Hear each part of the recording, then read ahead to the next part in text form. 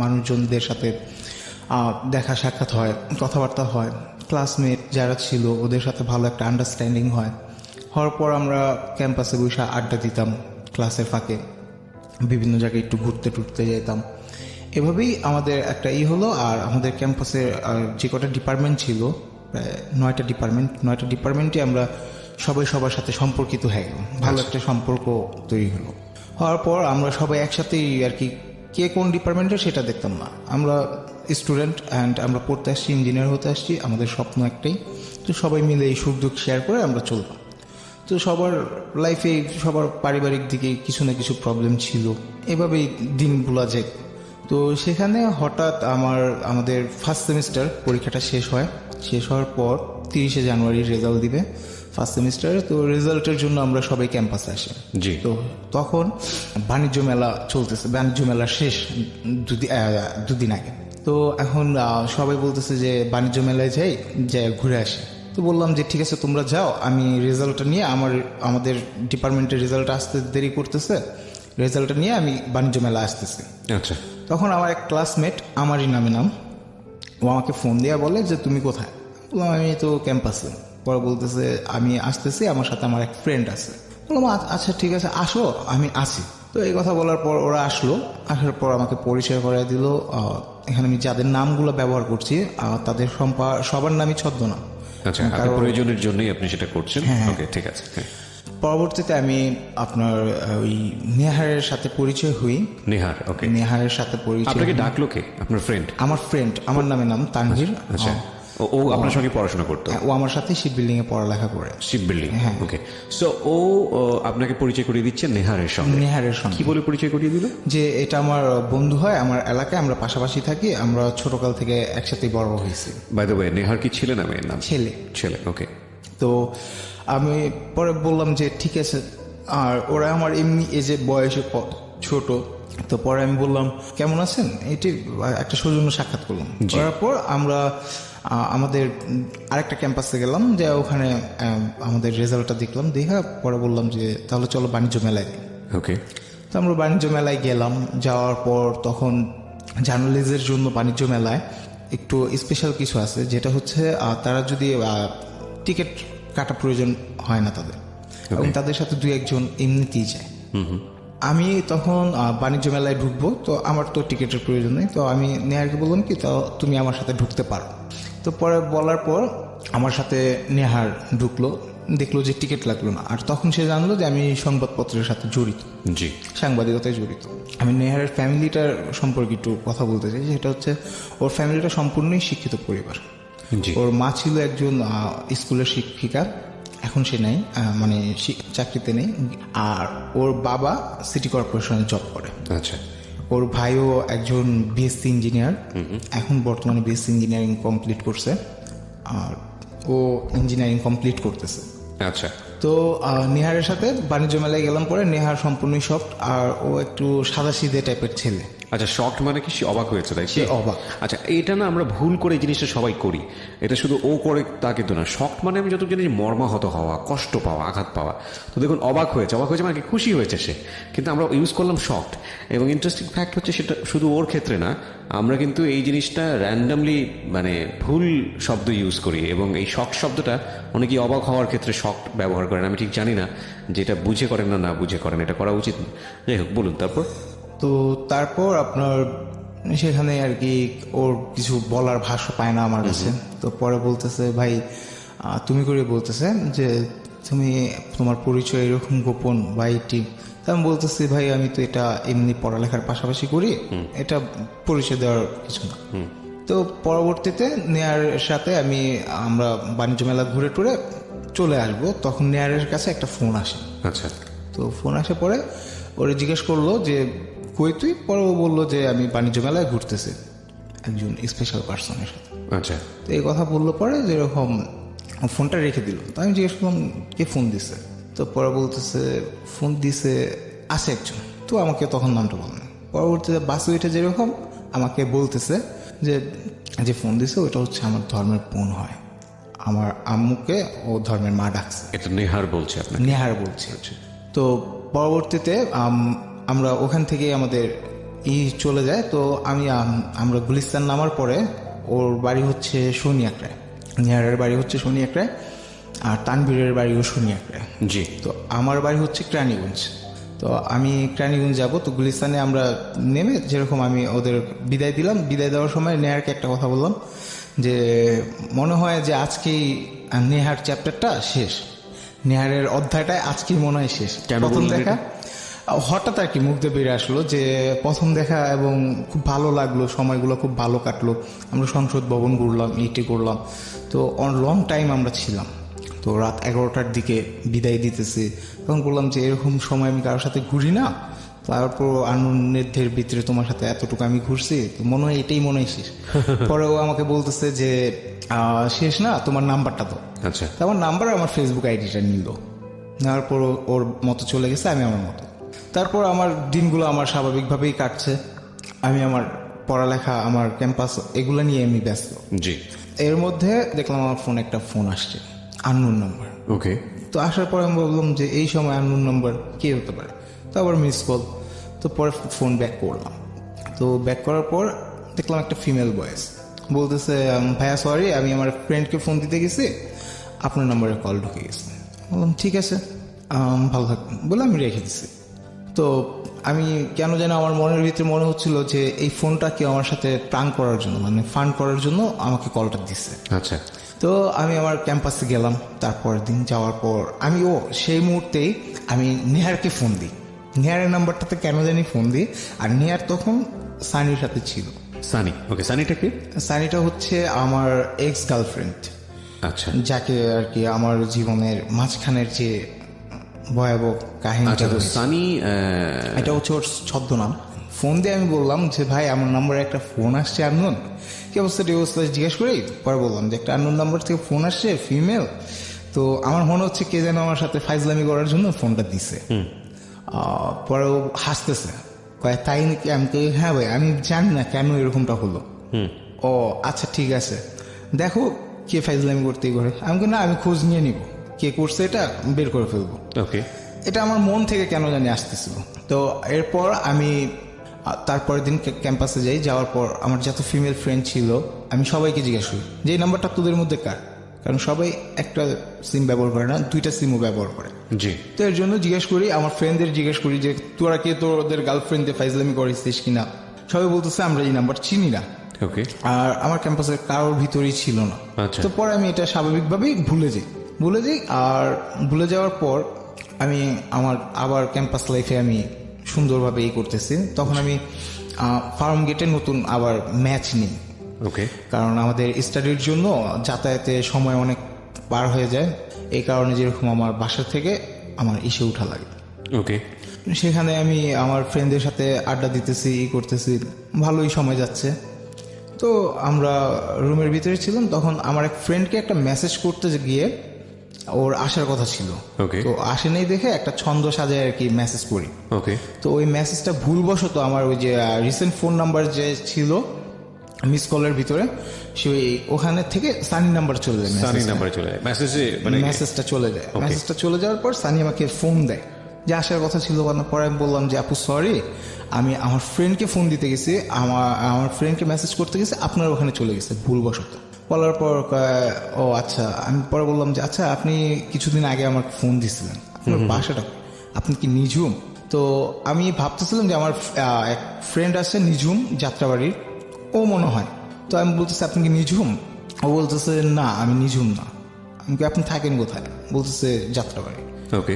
পরে আমি বললাম যাত্রাবাড়ি শনিয়াকড়া। ম্যাচ খেতেছে না, যাই হোক আপু ভালো থাকেন বলে আমি রেখে দিচ্ছি। ওকে। তো আমি আমার ফ্রেন্ডদের নিয়ে ব্যস্ত। তো কিছুদিন পরে নেহা আমার সাথে চ্যাটিং করে ফেসবুকে। চ্যাটিংয়ের পর বলতেছে ভাই তোমাকে মিস করতেছি। আমি বললাম ভাই আমিও মিস করতেছি, সেই দিনের কথাগুলো খুব ভালোই সময় কাটছে, তো কি করা যায়, আসো একদিন ক্যাম্পাসে, আমি তো ফার্ম গেট আছি। তো পরেও বলতেছে তুমি আমার এলাকায় আসো, আমি তো তোমাদের ওখানে ঘুরে আসছি, তুমি আমার এলাকায় আসো। কে বলে এটা? এটা নেহার বল। নেহারের ইনভাইটে আমি যাই শনিয়াকড়া। আচ্ছা। যাওয়ার পর সেখানে নেহার আর তানভীর দুজন উপস্থিত ছিল। জি। ওদের সাথে আমি দেখা করি, দেখা করার পর স্বাভাবিকভাবে একটা সৌজন্য সাক্ষাতের পর আড্ডা হয়, আড্ডা হওয়ার পর ওদের এলাকাটা একটু আমি ঘুরি, তারপর আমি আমার মতো আবার চলে আসছি। ওকে। তার কিছুদিন পর মানে 3-4 দিন পর আবার আমার এক ফ্রেন্ড, ওর নাম হচ্ছে আশিক, ওকে নিয়ে আমি যাই শনি একটা নেহারদের সাথে আবার দেখা করতে। এটা আমাদের সেকেন্ড মিট। ওকে। তো দেখা করতে যাই, পরে সেখানে আমরা দেখা সাক্ষাৎ করে আড্ডা টাড্ডা দিয়ে চলে আসবো সন্ধ্যার সময়। তো নেহারের কাছে আবার ফোন আসে আমাদের আড্ডা শেষ পর্যায়ে। তো ফোন আসার পর নেহার বলতেছে, নেহারকে জিজ্ঞেস করছে যে কই তুই, ও বলছে যে আমি শুনি একটা বলছে। পরে সানি বলছে ওকে যে তুই থাক, আমি আসতেছি। তো ফোনটা লাউড দেওয়া ছিল, নেহারের ফোন প্রবলেম থাকার কারণে, যার কারণে আমরা সবাই শুনতে পারি। তো পরবর্তীতে আমরা ফাইজলামি করতেছিলাম বিভিন্ন বিষয় নিয়ে, টপিক নিয়ে। তো ফাইজলামির মাঝে নেহার যেরকম আমরা জানলাম যে নেহারের কাজিন আসতেছে, মানে ওর ধর্মের বোন, মানে তো কাজিন। তো ওর কাজিন আসতেছে, কাজিনের সাথে ফ্রেন্ডও আসতেছে। তো একটু ফাইজলামি করে সবাই পরিচিত হয়ে আড্ডা টাড্ডা দিয়ে যায়, এভাবেই আর কি একটা কথা হয়। তারপর অনেকক্ষণ দেখলাম টাইম পার হয়ে যাচ্ছে, আসতেছে না সানি। তো এরপর আমি নেহারকে আর কি বলা হলো যে নেহার তোমার বোন কই, তোমার বোন তো আসতেছে না, আমরা চলে যাই। পরে বলতেছে না আসতেছে, দাঁড়াও সব দেখা সাক্ষাৎ করেই যাও। তো এভাবে হলো আমাদের কথা। তো এর মাঝখানে ইন্টারেস্টিং বিষয় হচ্ছে যে ওদের দেরির কারণে ফোন দেওয়া লাগবে ওদের, কারো ফোনে টাকা নেই। আমি ফোনটা বের করে দিই, দেওয়ার পর আমার নামে যে আমার ক্লাসমেটটা তানভীর, ও বলতেছে যে তুমি ফোন বের করে দিলা, নাম্বার নেওয়ার ফোন দি। বলার পর আমি বললাম না থাক ভাই, আমার নাম্বার নিতে হবে না, মোবাইলটা আমি পকেটে রেখে দিই। তা দেওয়ার পরে নেহার বলতেছে আস্তে আস্তে যে নাম্বার কি নিব, নাম্বার ওর কাছে আছে। এই কথাটা বলতে পরে আমি যেরকম বলতেছি আমার কাছে আছে, মানে ওই যে আমি তোমার ফোন দিয়ে বলছিলাম মেয়েটার কথা, সে মেয়েটাই তোমার বোন। এই কথাটা বলার পর নেহার বলতেছে ভাই সরি, আমার ভুল হয়ে গেছে, আর এটা আর কি সানি আমার থেকে জোর করে নাম্বারটা তোমার নিছে। আচ্ছা। তো এই কথা বলার পর আমি আচ্ছা ঠিক আছে তাইলে আর যেতেছি না, আসুক আজকে, আসলে পরে বুঝাবো যে ফাইজলামি কারে বলে। তো এই কথা বলার পর আমরা ওখানে ফাইজলামি করতেছি, আর ওখানে কিছু কথা হয় আমাদের মাঝে এমন যে আমি নেহারকে বলি যে বিয়ে করবা, বোনকে বিয়ে দিবা, একটা বন্ধুর কাছে দিও, কারণ এক বন্ধু আরেক বন্ধুর সম্পর্কে ভালো বলতে পারে, ওর গোপনীয়তা সম্পূর্ণ এক বন্ধু আরেক বন্ধু জানে। তো বন্ধুর থেকে বেটার ছেলে তুমি পাবা না। ওকে। তো এইসব কথা বলার পরে যেরকম নেহার বলতেছে বিভিন্ন এটি চলে গেল আমাদের। তো এই কিছুক্ষণ পরে দেখি যে সানি আসতেছে। তো আসতেছে পরে সানিকে আমি কখন দেখিও না। তো আমি নেহারকে বললাম কি ওই দেখো, আমি আঙ্গুল দিয়ে দেখালাম যে ওই দেখো যে তোমার বোন আয়শা করছে। ও আমার বলতেছে তুমি চিনলা কেন? সেটা তো আমাদেরও প্রশ্ন যে আপনি তো এর আগে কখনো সানিকে আপনি দেখেন, সানিকে চিনলেন কিভাবে? তো আমি সানিকে কখন দেখি নাই, কখনো ওর সম্পর্কে জানতাম না। তো হঠাৎ কেন জানি ফিল হলো। বাই দ্য ওয়ে সানিটা কিন্তু এখানে একটা মেয়ে, আমি যদি ভুল না করে থাকি, রাইট? কারণ সানি অনেক ছেলের নামও আছে, সে কারণেই বলছি। নেহার ছেলে, নেহার এবং সানি হচ্ছে বন্ধু বান্ধবী। হ্যাঁ, কিন্তু সানির সঙ্গে আপনার এই মিস কল বা এরকম এইসবের মধ্য দিয়ে পরিচয় ঘটছে, আর কি একটা পরিচিতি ঘটছে। তো এরপর আমি সানিকে দেখালাম, পরে সবাই অবাক যে সানিকে আমি কিভাবে চিনলাম, বা এই সানিকে আমি তো কখন দেখি নাই। আমি বললাম যে ভাই আমার একটা ফিল আসলো, মনে হলো যে এটাই সানি। তো আমি এই কারণে বললাম। আচ্ছা, আন্দাজে ঢিল দিয়েছেন আর ঢিলটা কাজে পড়ে গেছে। হ্যাঁ। তো পরবর্তীতে আপনার সানি আসলো, সানির সাথে 2টা ফ্রেন্ড নিয়ে আসছে। একটা ওর বড় বোন হয়, মানে পাড়া প্রতিবেশী বড় বোন। সেই বোনটার নাম হচ্ছে সীমাপু, আর ওর ফ্রেন্ড ছিল প্রিয়াঙ্কা। ওকে। ওরা 2জন পাশে ছিল। তো সানি হাসতেছিল, কারণ ও লজ্জা ফিল করতেছিল আমাকে দেখে, যে ফোনে তো ফান করছে। তো ও জানতো না যে আমি জেনে গেছি অলরেডি। ওকে। তা আমি কি করি, ওখানে খাড়াই ওরে ফোন দিই। তোর ফোনটা ও সাইলেন্ট করে রাখে। তো ফোনটা সাইলেন্ট থাকার কারণে রিংটোন বাজে না, ও বুঝতে পারে যে আমি ফোন দিছি ওরে। তো ওখান থেকে তাড়াহুড়া করে মার্কেটে চলে যায়। ওকে। মার্কেটে চলে যায়। তো আমরাও চলে যাব। তো সেখানে আমাদের সাথে ওই তানবীর যে ছিল, সে চলে গেল, ওর বাসায় তাড়াতাড়ি যেতে হবে। জি। তো আশিক আর আমি 2জন মিলেই ফাইজলামি করতেছি। আশিক আপনার ফ্রেন্ড? আশিক আমার ফ্রেন্ড। তো আমরা দুজন মিলেই ফাইজলামি করতেছি, আমাদের সাথে তখন নেহার ছিল আচ্ছা আর সানি ওরা মার্কেটে। তো পরে আমি নেহারকে বলতেছি যে সানি নেহারকে আবার ফোন দিছে, ফোন দিয়ে বলতেছে যে তুই যাইস না, আমাদের নিয়ে যা। ওকে তো নেহার বলতেছে যে আমি তোদের সাথেই করতে পারবো না, আমি ওদের নিয়ে ব্যস্ত আছি। পরে আমি বললাম যে ভাই দেখো, তোমার বোন মেয়ে মানুষ আর সন্ধ্যার পরে আসছে মার্কেটে, একা ছেড়ো না, ওরে সাথে করে নিয়ে যাও। Okay. তো এই কথা বলার পরে আমি বললাম যে চলো তোমার আগে দিই। আমরা মার্কেট পর্যন্ত গেলাম, যাওয়ার পর মার্কেটের বাইরে আমি আর আশিক দুজন ফাইজলামি করতে করতে চলে আসবো। ওই মুহূর্তে সানি ওরাও বের হয়ে আসলো, Okay. নেহার যায় বের করে নিয়ে আসলো। আসার পর বললো যে ভাইয়া ভালো থাকবেন আপনারা, আমরা একটু ফ্রেন্ডের বাসায় যাচ্ছি, এক ফ্রেন্ডের বার্থডে, জি এই কথা বললো, গিফট কিনতে আসছিলাম। তো পরে আমরা বললাম হ্যাঁ ভালো থাকবেন আপনারা, মন চাইলে আমাদের ওখানে যায়। জি তো ইনভাইট দিয়ে আমরা চলে যাই। তো যাওয়ার পর আমি বাসে উঠে সানিকে আবার ফোন দিই। ফোন দেওয়ার পর সানি তখন ফোনটা রিসিভ করে বলতেছে ভাইয়া সরি, আমি বুঝতে পারি নাই, আমি আপনার সাথে এমনি ফাইজলামি করতে গেছিলাম। ওকে তো আমি বললাম যে ইটস ওকে, সমস্যা নাই, এমনি আপনার সাথে কথা বলে ভালো লাগবে। তো এই কথা বলার পর তখন সানি সম্পর্কে আমি কিছুই জানতাম না। তো এই কথা বলার পর সানি বলল যে হ্যাঁ আপনি চাইলে মাঝে মাঝে ফোন দিতে পারেন। ওকে আমি বললাম যে ঠিক আছে, পরে রেখে দিলাম। তো রেখে দেওয়ার পর আমি ওর একটা টেক্সট করলাম যে রাত 9টার পরে কি ফোন দিতে পারবো। ও আমাকে মেসেজ করলো যে হ্যাঁ অবশ্যই, অফকোর্স বলে একটা মেসেজ করলো। তো পরে আমি 9টার পর সেদিন আবার আমার এক ফ্রেন্ডের হলুদ ছিল, জি আমি সে হলুদে যাই। যাওয়ার পর হলুদটা বোরিং লাগতেছিল, তো পরে সানিকে আমি ফোন দিই। Okay. 9টার পর ফোন দেওয়ার পর সানি ধরার পর আমরা ইন্ট্রোডাকশন হই। হওয়ার পর নিজেদের ফ্যামিলি সম্পর্কে দুজনের বলি, বলার পর আস্তে আস্তে আমাদের কথা আগাতে থাকে। মানে সানিকে আপনি আপনার ফ্যামিলি সম্পর্কে বললেন, ওর ফ্যামিলি, যেটা হয় আর কি, প্রথম দিকে বাতচিত হলো হ্যাঁ। হ্যাঁ আননোন পার্সনের সাথে, রাইট। তো এরপর আমরা একটা পরিচিতিতে চলে গেলাম। তো আমাদের ফার্স্ট উইক মানে আমরা এক সপ্তাহ যে কথা বলছি, এক সপ্তাহ আমরা 5000 মিনিট কথা বলছি, 5000 মিনিট। সেখান থেকে ফোনে আর কি বলি যে আমরা কিন্তু আজকে 5000 মিনিট কথা বলে ফেললাম। তো এই কথা বলার পর কয় আপনি এটা হিসাব রাখছেন? বললাম মিনিট কাট কিনি তো, সেই হিসাবে হিসাব রাখা আছে। আমি এক পর্যায়ে কিন্তু আমার ক্যাম্পাস থেকে আমি সম্পূর্ণ ওর জগতে চলে যাচ্ছি। ওকে এখানে ওর জগৎ চলে যাচ্ছেন বলতে, ওর জগতে ওরে নিয়ে আমি ব্যস্ত হয়ে যাচ্ছি, কারণ সারাটা দিন একটা মানুষের সাথে কথা বলা, অলওয়েজ নক করছেন, অলওয়েজ পিন করছেন, রিপ্লাই আসতেছে, হ্যাঁ। কথাবার্তা বলতেছেন, টাইম পাস করতেছেন। ওকে ফাইন, এইভাবে চলছে। তো আমাদের কিন্তু ফ্রেন্ডশিপও না, কোনো রিলেশনও না তখন। ওকে বাট কথা বলতে ভালো লাগতো, টাইম কথা পাস করতে বলতে ভালো লাগতো। টাইম স্পেন্ড করতে ভালো লাগতো। তো এরপর এই বিষয়টা কি নেহার জানতো যে আপনারা টাইম পাস হ্যাঁ, করতেছেন? নেহার নেহার জানতো, এটা জানতো। নেহার এ টু জেড সবকিছুই জানতো। ইনফ্যাক্ট এখন যে আমি স্টেজে আছি এই কথাটাও নেহার জান। ওকে ইন্টারেস্টিং। তো নেহার একটা কথা বলতো যে তোমরা কি শুরু করতেছো, তোমাদের কিছুই বুঝতেছে না রিলেশনে না ফ্রেন্ডশিপে, এত কথা বলো কেন? পরে বললাম যে ভালো লাগে কথা বলি।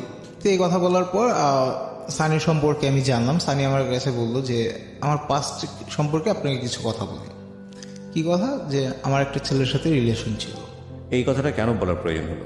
এটা ওর থেকে ও নিজে বলছে। বাট এটা কেন বলবে? তখন পর্যন্ত তো আপনাদের রিলেশনশিপ ধরেন ফ্রেন্ডও বলা যায় না, না বয়ফ্রেন্ড তো প্রশ্নই ওঠে। ওইটাই, কিন্তু কিন্তু ও এই এটা ধরনের কথা বলছে কেবল- হলো আপনার মূলত আমরা ওই যে কথা বলতাম তখন আমাদের নিজেদের সম্পর্কে কথা বলতাম। রাইট, স্পন্টেনিয়াসলি চলে আসছে। হ্যাঁ। Okay fine. তো এরপর সানি আমাকে বলে যে ওর একটা এক্স বয়ফ্রেন্ড ছিল, 4 বছর রিলেশন ছিল। তো আমি বললাম ও তোর রিলেশনটা ব্রেকআপ হলো কেন? রাইট, এই কথাটা জিজ্ঞেস করলাম। করার পর বললো যে রিলেশন ওই ছেলের দোষ দিল, যে ছেলে আদার্স মেয়েদের সাথে এটা relation করে। সবসময় মানে আমাদের রীতিটাই হচ্ছে এরকম, অলওয়েজ কোন একটা ঘটনা ঘটলে আমি নিজেকে নিরপরাধ প্রমাণ করে অন্যের উপর দোষ চাপিয়ে দিই।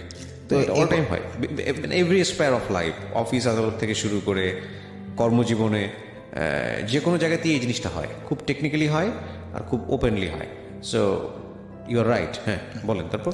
এই কথা বলার পর আমার কাছে কিরকম জানি একটু অদ্ভুত লাগলো। ও একটা ভালো মেয়ে, ওর সাথে রিলেশন ছাইরা ও অন্য মেয়ের সাথে রিলেশন করবে কেন?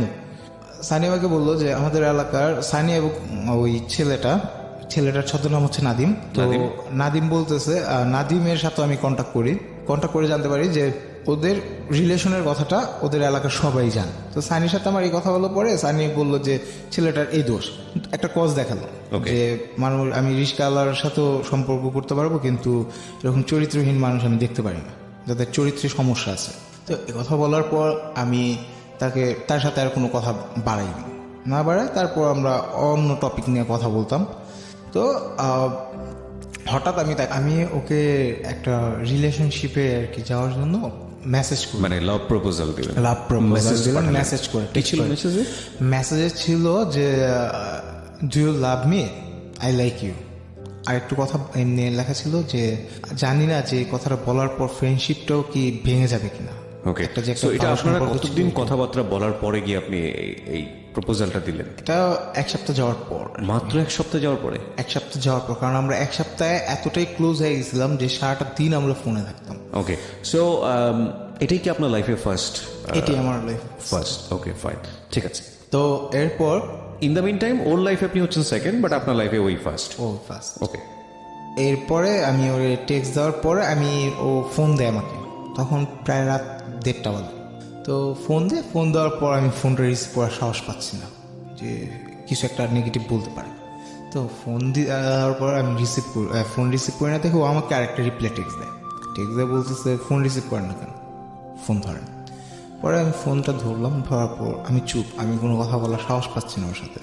ও আমাকে বলতেছে আমি কি কোনো কিছু পাইছেন? পরে বলতেছে হ্যাঁ পাইছি। আপনি জিজ্ঞেস করেছেন কোনো কিছু পেয়েছেন হ্যাঁ। কিনা? ওকে, পাইছি। আমি পরে বলতেছি ও তো কোনো অ্যান্সার দিলেন না যে? পরে বলতেছে আমি অ্যান্সার আপনাকে 2-3 দিন পরে দিই। ওকে, তো এই কথা বলার পর বললাম যে ঠিক আছে, সমস্যা নেই। আমি ভাবছিলাম যে আমাদের যে সম্পর্কটা আছে সেটাও মনে হয় শেষ। পরে এসে বলতেছে আপনি ভয় পান কেন, ভিতর ডিম, এই কথাটা বলছে। বলার পর যেরকম আমরা সেই রাত কথা ক্লোজ। এরপর 3 দিন যাওয়ার পর আমাদের ও হ্যাঁ প্রপোজাল দেয়। তো Yes বলে? ইয়েস বলে। তো এই কথাটা তখন নেয়ারের সাথে আবার আমি শুনি একটা ছিলাম, শেয়ার করেন। শেয়ার করি যে আমি তো তোমার বোনকে। তো আমাকে বলতেছে যে তোমার সবগুলা টেক্সট, সবগুলা তোমাদের কথা সব আমি জানি। কিভাবে? আমার সানি শেয়ার করছে, সানি বলছে।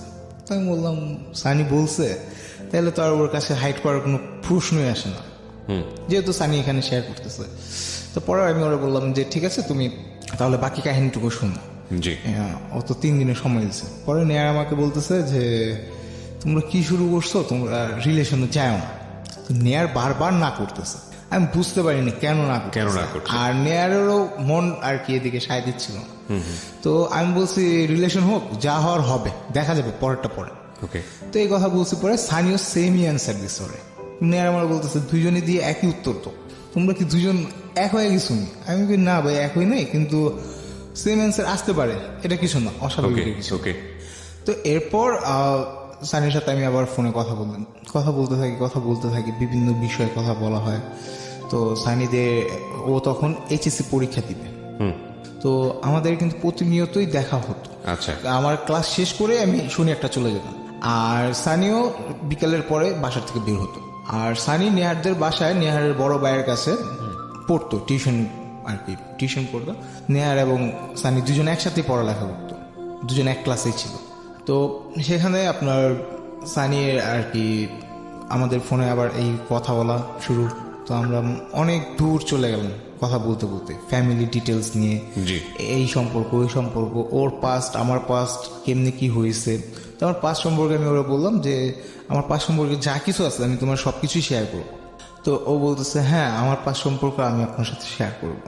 তো এই কথা বলার পর দুজনের মধ্যে ভালো একটা সম্পর্ক তৈরি হলো। তো এই সম্পর্কটা কিছুদিন যাওয়ার পর ওর মা জেনে যায়, ফার্স্টে জানে ওর মা। আচ্ছা, কথাটা জানার পর ওর মা ওরে একটা কথা বলছে, এটা ওর মুখের থেকেই শোনা আমার। ও বলছে আম্মু কি বলা জানেন? আমি কি বলে? বলতেছে যে এখনই এত তাড়াহুড়ো হয়ে গেছে, ডাক দিয়ে উঠাই দিই। মানে কথার অর্থটা ছিল এমনই যে ডাক দিয়ে বিয়ে দিয়ে দিই। তো আমি হাসলাম, আমি ওরা বললাম যে এখন তো আমাদের এইসব পসিবলই না, কারণ আমার পড়ালেখা শেষ করতে আমার মিনিমাম 3 বছর সময় দিতেই হবে। 3 বছর সময় দিলে আমি একটা লাইফে কোনো একটা পজিশনে যেতে পারবো। কারণ আমার ইঞ্জিনিয়ারিংটা শেষ হলে ইন্টারমিডিয়েট কমপ্লিটের পরে একটা ডিপ্লোমা স্টুডেন্টদের একটা থাকে যে তারা চাকরি পায়। ওকে, তো সেই হিসাবে যেরকম আমি ওর এই কথাটা বললাম যে মিনিমাম 3 বছর, আর তুমিও তো পড়ালেখা করতেছো, তো তুমি তোমার পড়ালেখা এইটি। পরে ও বললো যে ওর ফ্যামিলির ও যেটা বলবো সেটাই। জি। এইভাবে আমাদের রিলেশনটা শুরু। তো শুরু হওয়ার পর ওর যখন এইচএসসি পরীক্ষার সময় ওর বাবা ওরে পরীক্ষার হলে নিয়ে আসে। আচ্ছা। আর নেহারের আম্মু নেহারকে পরীক্ষার হলে নিয়ে আসে। তা পরীক্ষার হলটা পড়ছে আমার বাসার পাশে, মানে নদীটা পার হলেই পরীক্ষার হল। তো পরে পরীক্ষার হলে তো আমি আর তানভীরও যাত্রাবাড়ি থেকে আসে। নেহারদের ফার্স্ট পরীক্ষা, এইচএসসি এক্সামিনেশন। তো এর জন্য একটা উৎসাহিত দেওয়ার জন্য, পরীক্ষা ভালো জানি লেখে, এই উৎসাহিত দেওয়ার জন্য আমরা পরীক্ষার হলের সামনে যাই। যাওয়ার পর দেখা সাক্ষাৎ করি, কথাবার্তা বলি। বলার পর নেহার সানির বাবার সাথে সেদিন আমি ফার্স্ট ইন্টারাকশন। ওরা পরীক্ষার হলে চলে যায়। তো যাওয়ার পর তানভীর ক্যাম্পাসে চলে যাবে। তো আমি ওখান থেকে সরতে পারতেছি না। আমার কাছে কেন জানি মনে হচ্ছে যে 3 ঘন্টা পরে তো বের হবে। তো আমি অপেক্ষা করি, এইভাবে আমি ওখানে রয়ে যাই। তো আমাকে নেহারের আম্মু বলতেছে, বাবা তুমি এখন চলে যেতে পারো, সমস্যা নেই। আমি বললাম, না আন্টি, আপনারা আসছেন আমার এলাকায়, থাকেন, আমি আপনাদের সাথে আসি। কোনো কিছু যদি প্রয়োজন পড়ে বা এখানে যদি কোনো একটা সমস্যা হয়, কারণ পরীক্ষার হলের সামনে দেখা গেছে ক্যাম্পাস এরিয়াগুলোতে একটা গন্ডগোল লেগে যায়, তখন আপনারা কোথায় যাবেন? আর এখানে আমার সবকিছু পরিচিত আছে, একটা সেফ বলো যেরকম, আমি ওখানে থেকে যাই। তো আমার মূল উদ্দেশ্যটাই ছিল যে সানির বাবার সাথে আমি ইন্ট্রোডাকশন হব, ওনার সাথে আমি কথা বলবো, ওনার সাথে আমি আমাকে উপস্থাপন করব, এরকমটাই আমার নিয়ত ছিল। এই নিয়তটি পরবর্তীতে কাজে দেয়। আমি ওনার সাথে কথা বলি, কথা বলার পর সানির বাবা আমার সম্পর্কে জিজ্ঞেস করে যে আমার নাম কি, বাসা কই, কি আসে, বিষয়গুলো সব কিছু জানে। আমিও তার সাথে সেম টু জানি। তো জানার পর নেহারের আম্মু বিভিন্ন আর কি কথা বলতো আমার সম্পর্কে।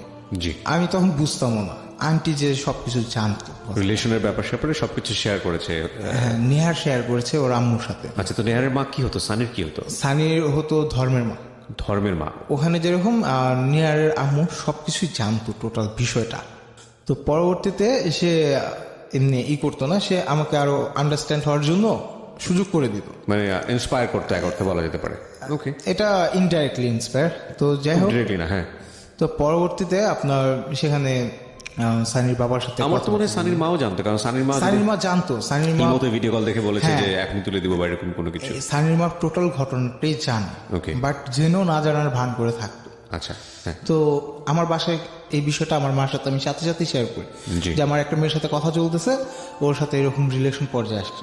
আচ্ছা। আমার মা তখন একটা কথাই বলছে যে তোমার যেটা ভালো মনে হয় তুমি সেটাই করো, তোমার বলার বা বোঝানোর কোনো কিছু নাই। আচ্ছা, তো তখন আপনাদের আসলে রিলেশনশিপ বা সম্পর্কের কত মাস বয়স? আমাদের তখন 2 মাস 3 মাস চলতেছে। একটা জিনিস খেয়াল করবেন, খুবই ফাস্ট যাচ্ছে ওরা। সো এই জিনিসগুলো একটু খেয়াল করাটা জরুরি। 1 সপ্তাহের মধ্যে কথোপকথন হয়ে 1 সপ্তাহের মধ্যে প্রপোজ করা এবং 2-3 মাসের মধ্যে ফ্যামিলি জেনে যাওয়া, এই ছেলেটি আবার তার ফ্যামিলিতে গিয়ে অলরেডি ইনফর্ম করা যে আমার লাইফে আমি এরকম কাউকে চিন্তা করছি, মানে খুব দ্রুত হয়ে যাচ্ছে আর কি সবকিছু। যাই হোক, বলুন তারপর। তারপর আমার ছোট ভাইকে নিয়ে আমি এমনি ঘুরতে বের হই। তো বের হওয়ার পরে একটা রেস্টুরেন্টে যাই। আমার ছোট ভাই জানতো না যে সানি আসবে। চিনতো সে আগে থেকে বা জানতো আপনার সম্পর্কে? কে? আপনাকে এবং সানির বিষয়গুলো জানতো আপনার ছোট ভাই? হ্যাঁ, আমার ছোট ভাই জানতো। ওকে, যেখানে আমি ছিলাম তানভীর, আমি কথা না বাড়াই, আপনার ছোট ভাইয়ের সম্ভবত কিছু একটা দেখা সাক্ষাৎ হওয়ার কথা সানির সঙ্গে বা এরকম কিছু একটা, আপনার গার্লফ্রেন্ড সেই মুহূর্তে সানি। হ্যাঁ। তো সানি আসলো, আসার পর আমার ছোট ভাই যা খেতে চাইলো আমি ওরে খাওয়ালাম। তো ওই ফাঁকে সানি আইসা পড়ছে রেস্টুরেন্ট। ছোট ভাই আপনার কত ছোট বয়সে? আমার চেয়ে 6 বছর ছোট। 6 বছর। ওকে। সানি আসলো পরে আমার ছোট ভাইয়ের সাথে ইন্টারাকশন দিলাম, করাই দেওয়ার পর কি পরিচয় দিলেন, তোমার ভাবি? হ্যাঁ, এরকমটাই। সিরিয়াসলি?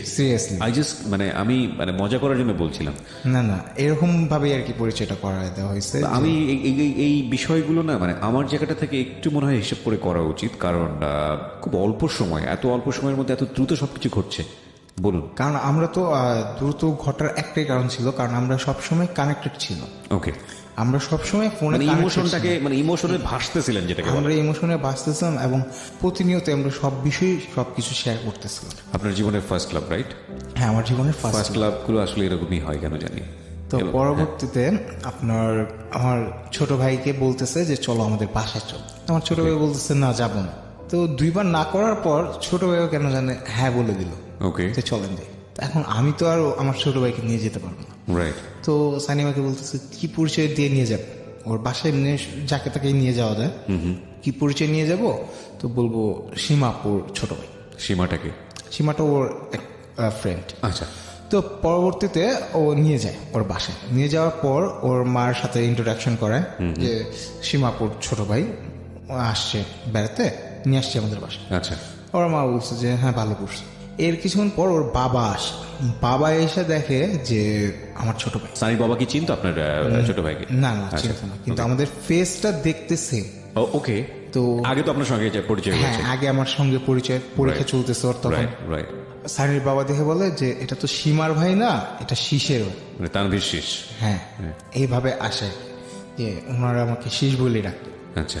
তো এই কথা বললো পরে সানি এবং আমার ভাই দুজনই কট। তারপর তারা কি করলো, আমার ছোট ভাইকে যা জিজ্ঞেস করছে সব সত্য কথা বলছে, যে তোমাদের বাসা কই, আমাদের বাসা ওখানে, তোমাদের বাসা কতটুকু, কি আসে বিষয় ইন ডিটেলস সব ও বলেছে।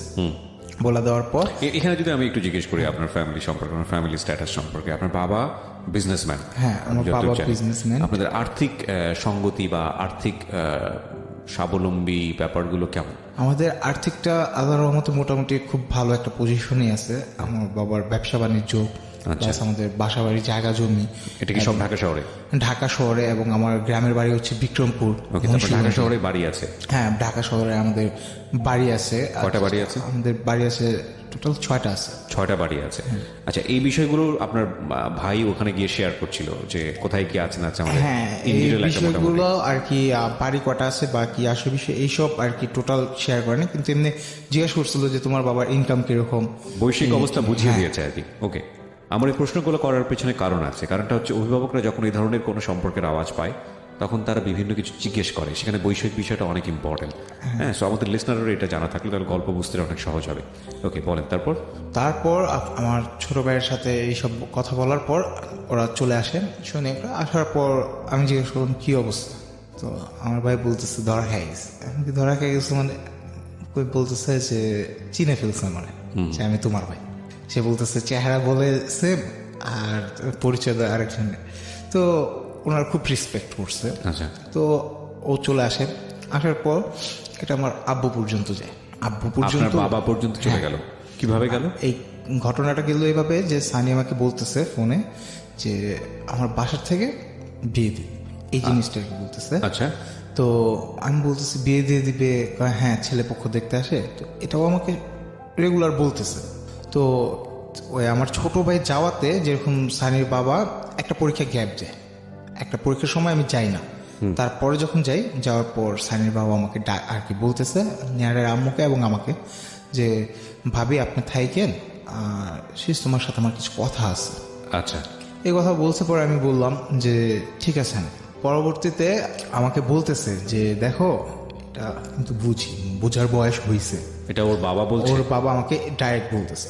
আচ্ছা। যতদূর আগাইছো এখানে স্টপ। আমি তাকে কিছুই বলি না, আমি চুপচাপ তার থেকে কথা বলে শুনলাম। শোনার পর কিছুই বলি না। তখন আমার চোখটা লাল হয়ে রয়েছিল, পানি অটোমেটিক ঝরতেছে। তখন এমন একটা সিচুয়েশনে আমি ছিলাম যে ওর সাথে আমার সাথে সম্পর্ক, সানির সাথে আমার সাথে সম্পর্ক হবে না, এই কথাটা শুনলে আমার কাছে কিরকম জানি আবেগ কাজ করতো। আর আবেগে আমি তখন নিজের কন্ট্রোলেই থাকতাম না।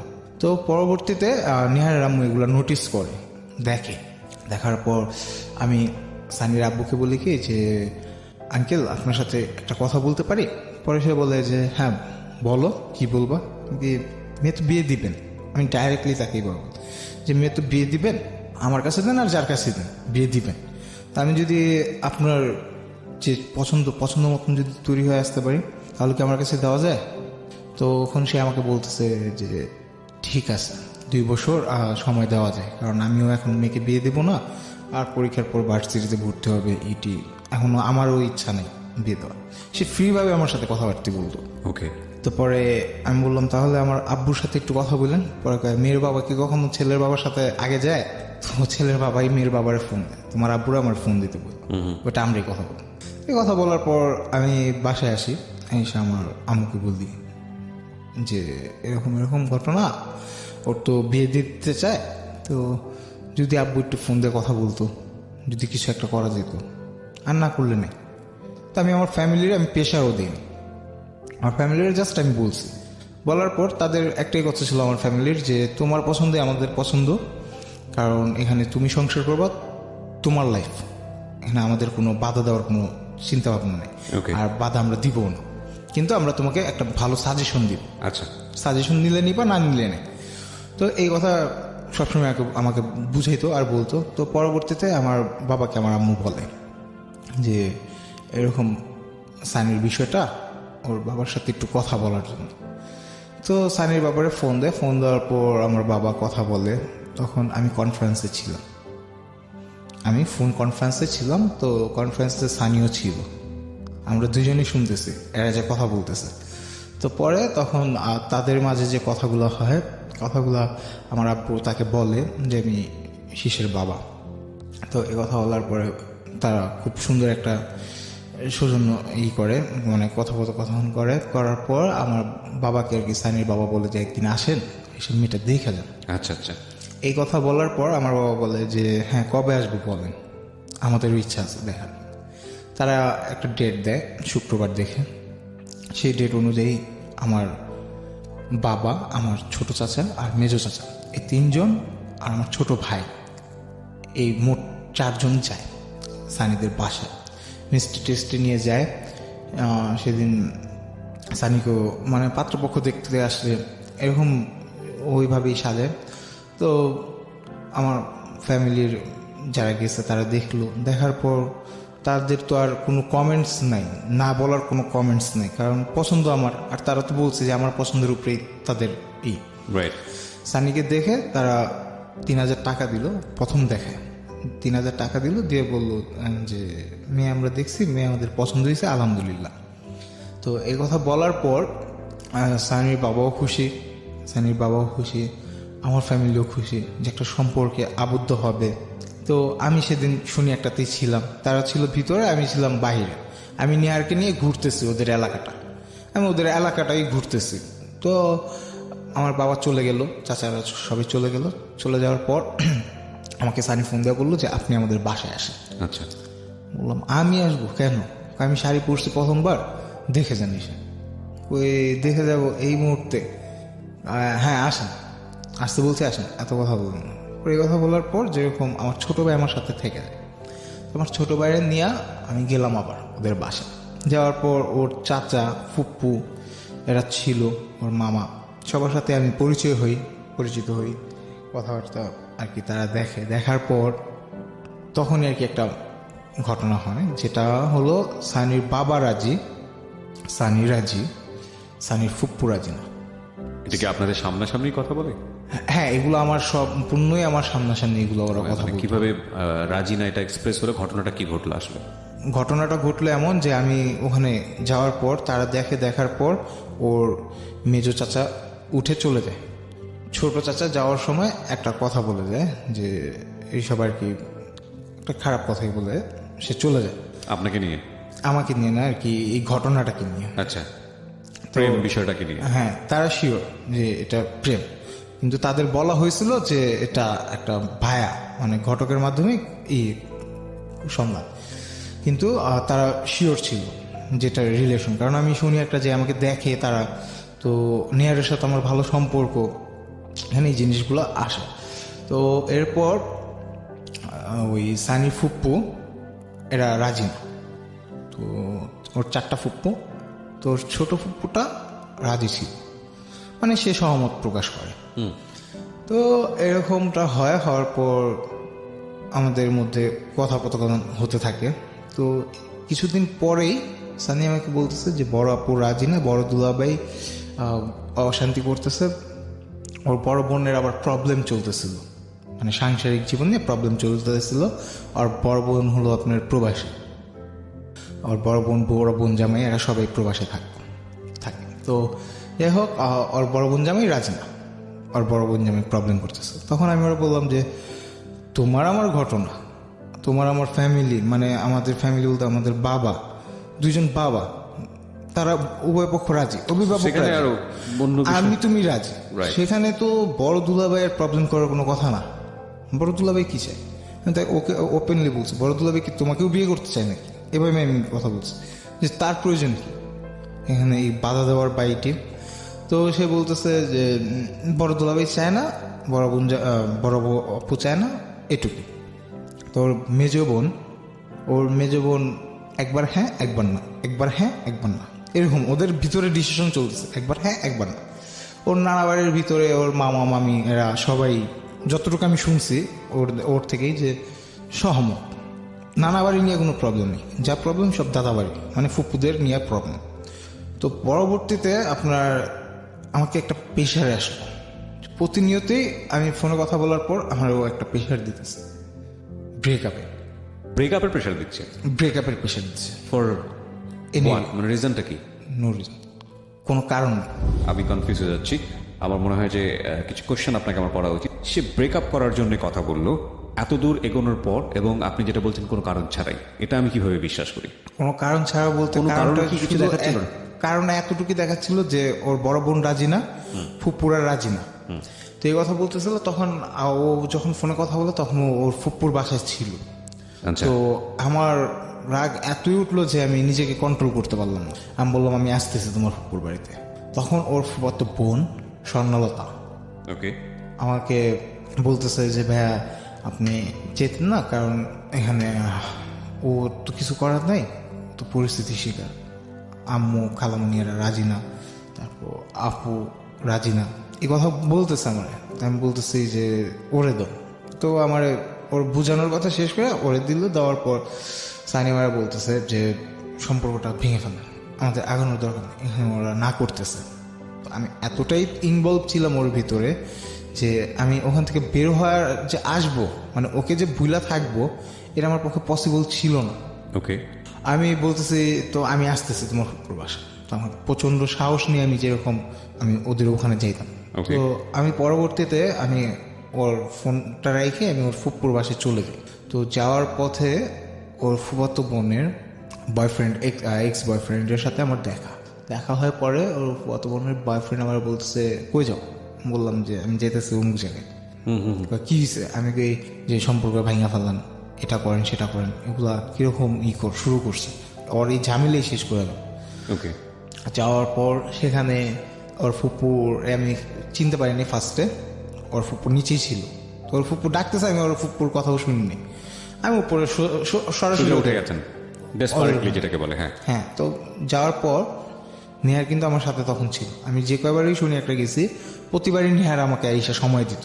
তো পরে নেহারের সামনেই আমি ওরা বললাম যে কি শুরু করছি এগুলো। নেহার কি ওদের কোনো আত্মীয় হতো? পাড়া প্রতিবেশী। পাড়া প্রতিবেশী। আর ওর ওই যে ক্লাসমেট ছিল, প্লাস ওর নেহারের আম্মুকে ধর্মের মা ডাকছিল। জি, এটাই ছিল আর কি, নেহারদের সাথে আর ভালো একটা আন্ডারস্ট্যান্ডিং ছিল। ওকে।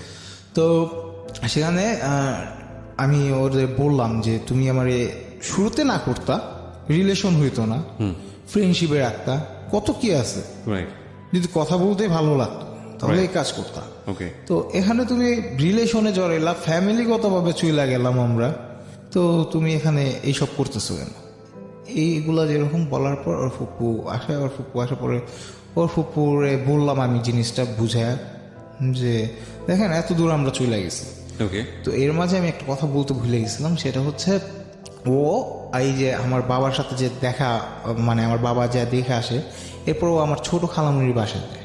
আমার ছোট খালামুনি ওর ইনভাইট করে যে আমাদের বাসায় আসো, আমার বাসায় আসো। আমার খালামুনি তখন প্রেগনেন্ট, তো আমি তো আসতে পারবো না, তুমি আসো আমার বাসায়। তো বলে ঠিক আছে আসবো। তো আমার ছোট খালামুনির বাসায় যায় আসলো, আমাদের সবার বাসায় পাশাপাশি। আমার ছোট খালামুনির বাসায় আসলো, ওখানে গেল আমার ওই খালতো ভাই, ছোট খালতো ভাই, ওটা ক্লাস 5-এ পড়ে। তো ওরা দেখলো, তো সবাই মোটামুটি জানে বিষয়টা যে আমাদের সম্পর্ক বা ফিউচারে আমাদের একটা বন্ধন হবে, এইসব জিনিসগুলা ওখানেও এরকম করতেছে। তো এই জিনিস নিয়ে আমি ফ্যামিলির কাছেও তো কিছু বলতে পারতেছি না, মুখ দেখাইতে পারতেছি না, কারণ ফ্যামিলিরে বললে ফ্যামিলি বলবো যে তুমি তো পছন্দ করছো, রাইট। আমরা কি বলবো, তুমি পছন্দ করছো, আমাদের যতটুকু কর্তব্য ছিল আমরা তো আমাদের কর্তব্য পালন রাইট, এবং করতেছি। আমরা তো রাজি, সেখানে তো আমাদের কোনো সমস্যা নেই। সো তোমার এখানে অন্য কোনো প্রবলেম হলে সেটা তোমার প্রবলেম, এখানে তো আমাদের কিছু করার নেই। It's very very very important point. হ্যাঁ। তো পরবর্তীতে আপনার আমি ফ্যামিলিরও বলতে পারতেছি না। তো এরপর এরকম করেই যেরকম আমি ওর ফুপুরে যা বলি সব বিষয়গুলা, ভাই যে আন্টি দেখেন এত কিছু হওয়ার পরে এখন কিভাবে ও আমার সাথে বলতেছে যে ব্রেকআপ করে ফেলবো। তো পরবর্তীতে ওর ফুপুরে বলার পর ওর ফুপু আমাকে বলল যে আচ্ছা তোমরা কথা বলো, আমি আসতেছি নিচের থেকে। ওকে। তো সে চলে যায়। যাওয়ার পর সেখানে ওরা বুঝাইলাম অনেক কিছু বলার পর ও ওর মতোই আছে, ও কোনো দিকেই কোনো ইটি না। তো পরবর্তী ওর ফুপ্পু আসলো, আসার পর বললো যে বাবা রাত হইতেছে, তখন 9টা বাজে আসছে, তুমি বাসায় যাও, এই বিষয়টা দেখতেছি আমরা। ওকে। তার ফ্যামিলি থেকে এই জিনিসটা নিয়ে ডিসকাস করা হবে। তো পরবর্তীতে আমি চলে আসার পর ওর সাথে আমার ফোনে কন্ট্যাক্ট কিন্তু প্রতিদিনই আমাদের চলছে, রাইট। প্রতিদিনই চলছে। তো পরীক্ষার হলে যাই, ওর বাবার সাথে দেখা হচ্ছে, বাবার সাথে কথা হচ্ছে, ওর সাথে কথা হচ্ছে, নেয়ারের ফ্যামিলির সাথে রেগুলার কথা হচ্ছে, মানে সবার ভিতরে একটা কমিউনিকেশন খুব ভালো ছিল। ওকে। আমার বাবার সাথে ওর বাবার সাথে ফোনে কথা হচ্ছে। আর এখানে কিন্তু ও আমাকে ফোনের মধ্যে বারবার ব্রেকআপ করার কথা বলতো। আচ্ছা। আর এই নিয়ে আমি একটা মানসিক ডিপ্রেসে চলে যাই। ওকে। তো মানসিকভাবে ডিপ্রেস হওয়ার পরে আমি কি করবো আমি কিছু নিজে বুঝতেছি না। হঠাৎ একদিন আমাদের দেখা করার কথা, তো দেখা করার কথা আমি গেছি। তো তখন পরীক্ষা চলতেছে, ওর ইন্টারমিডিয়েট পরীক্ষা চলতেছে। ওকে।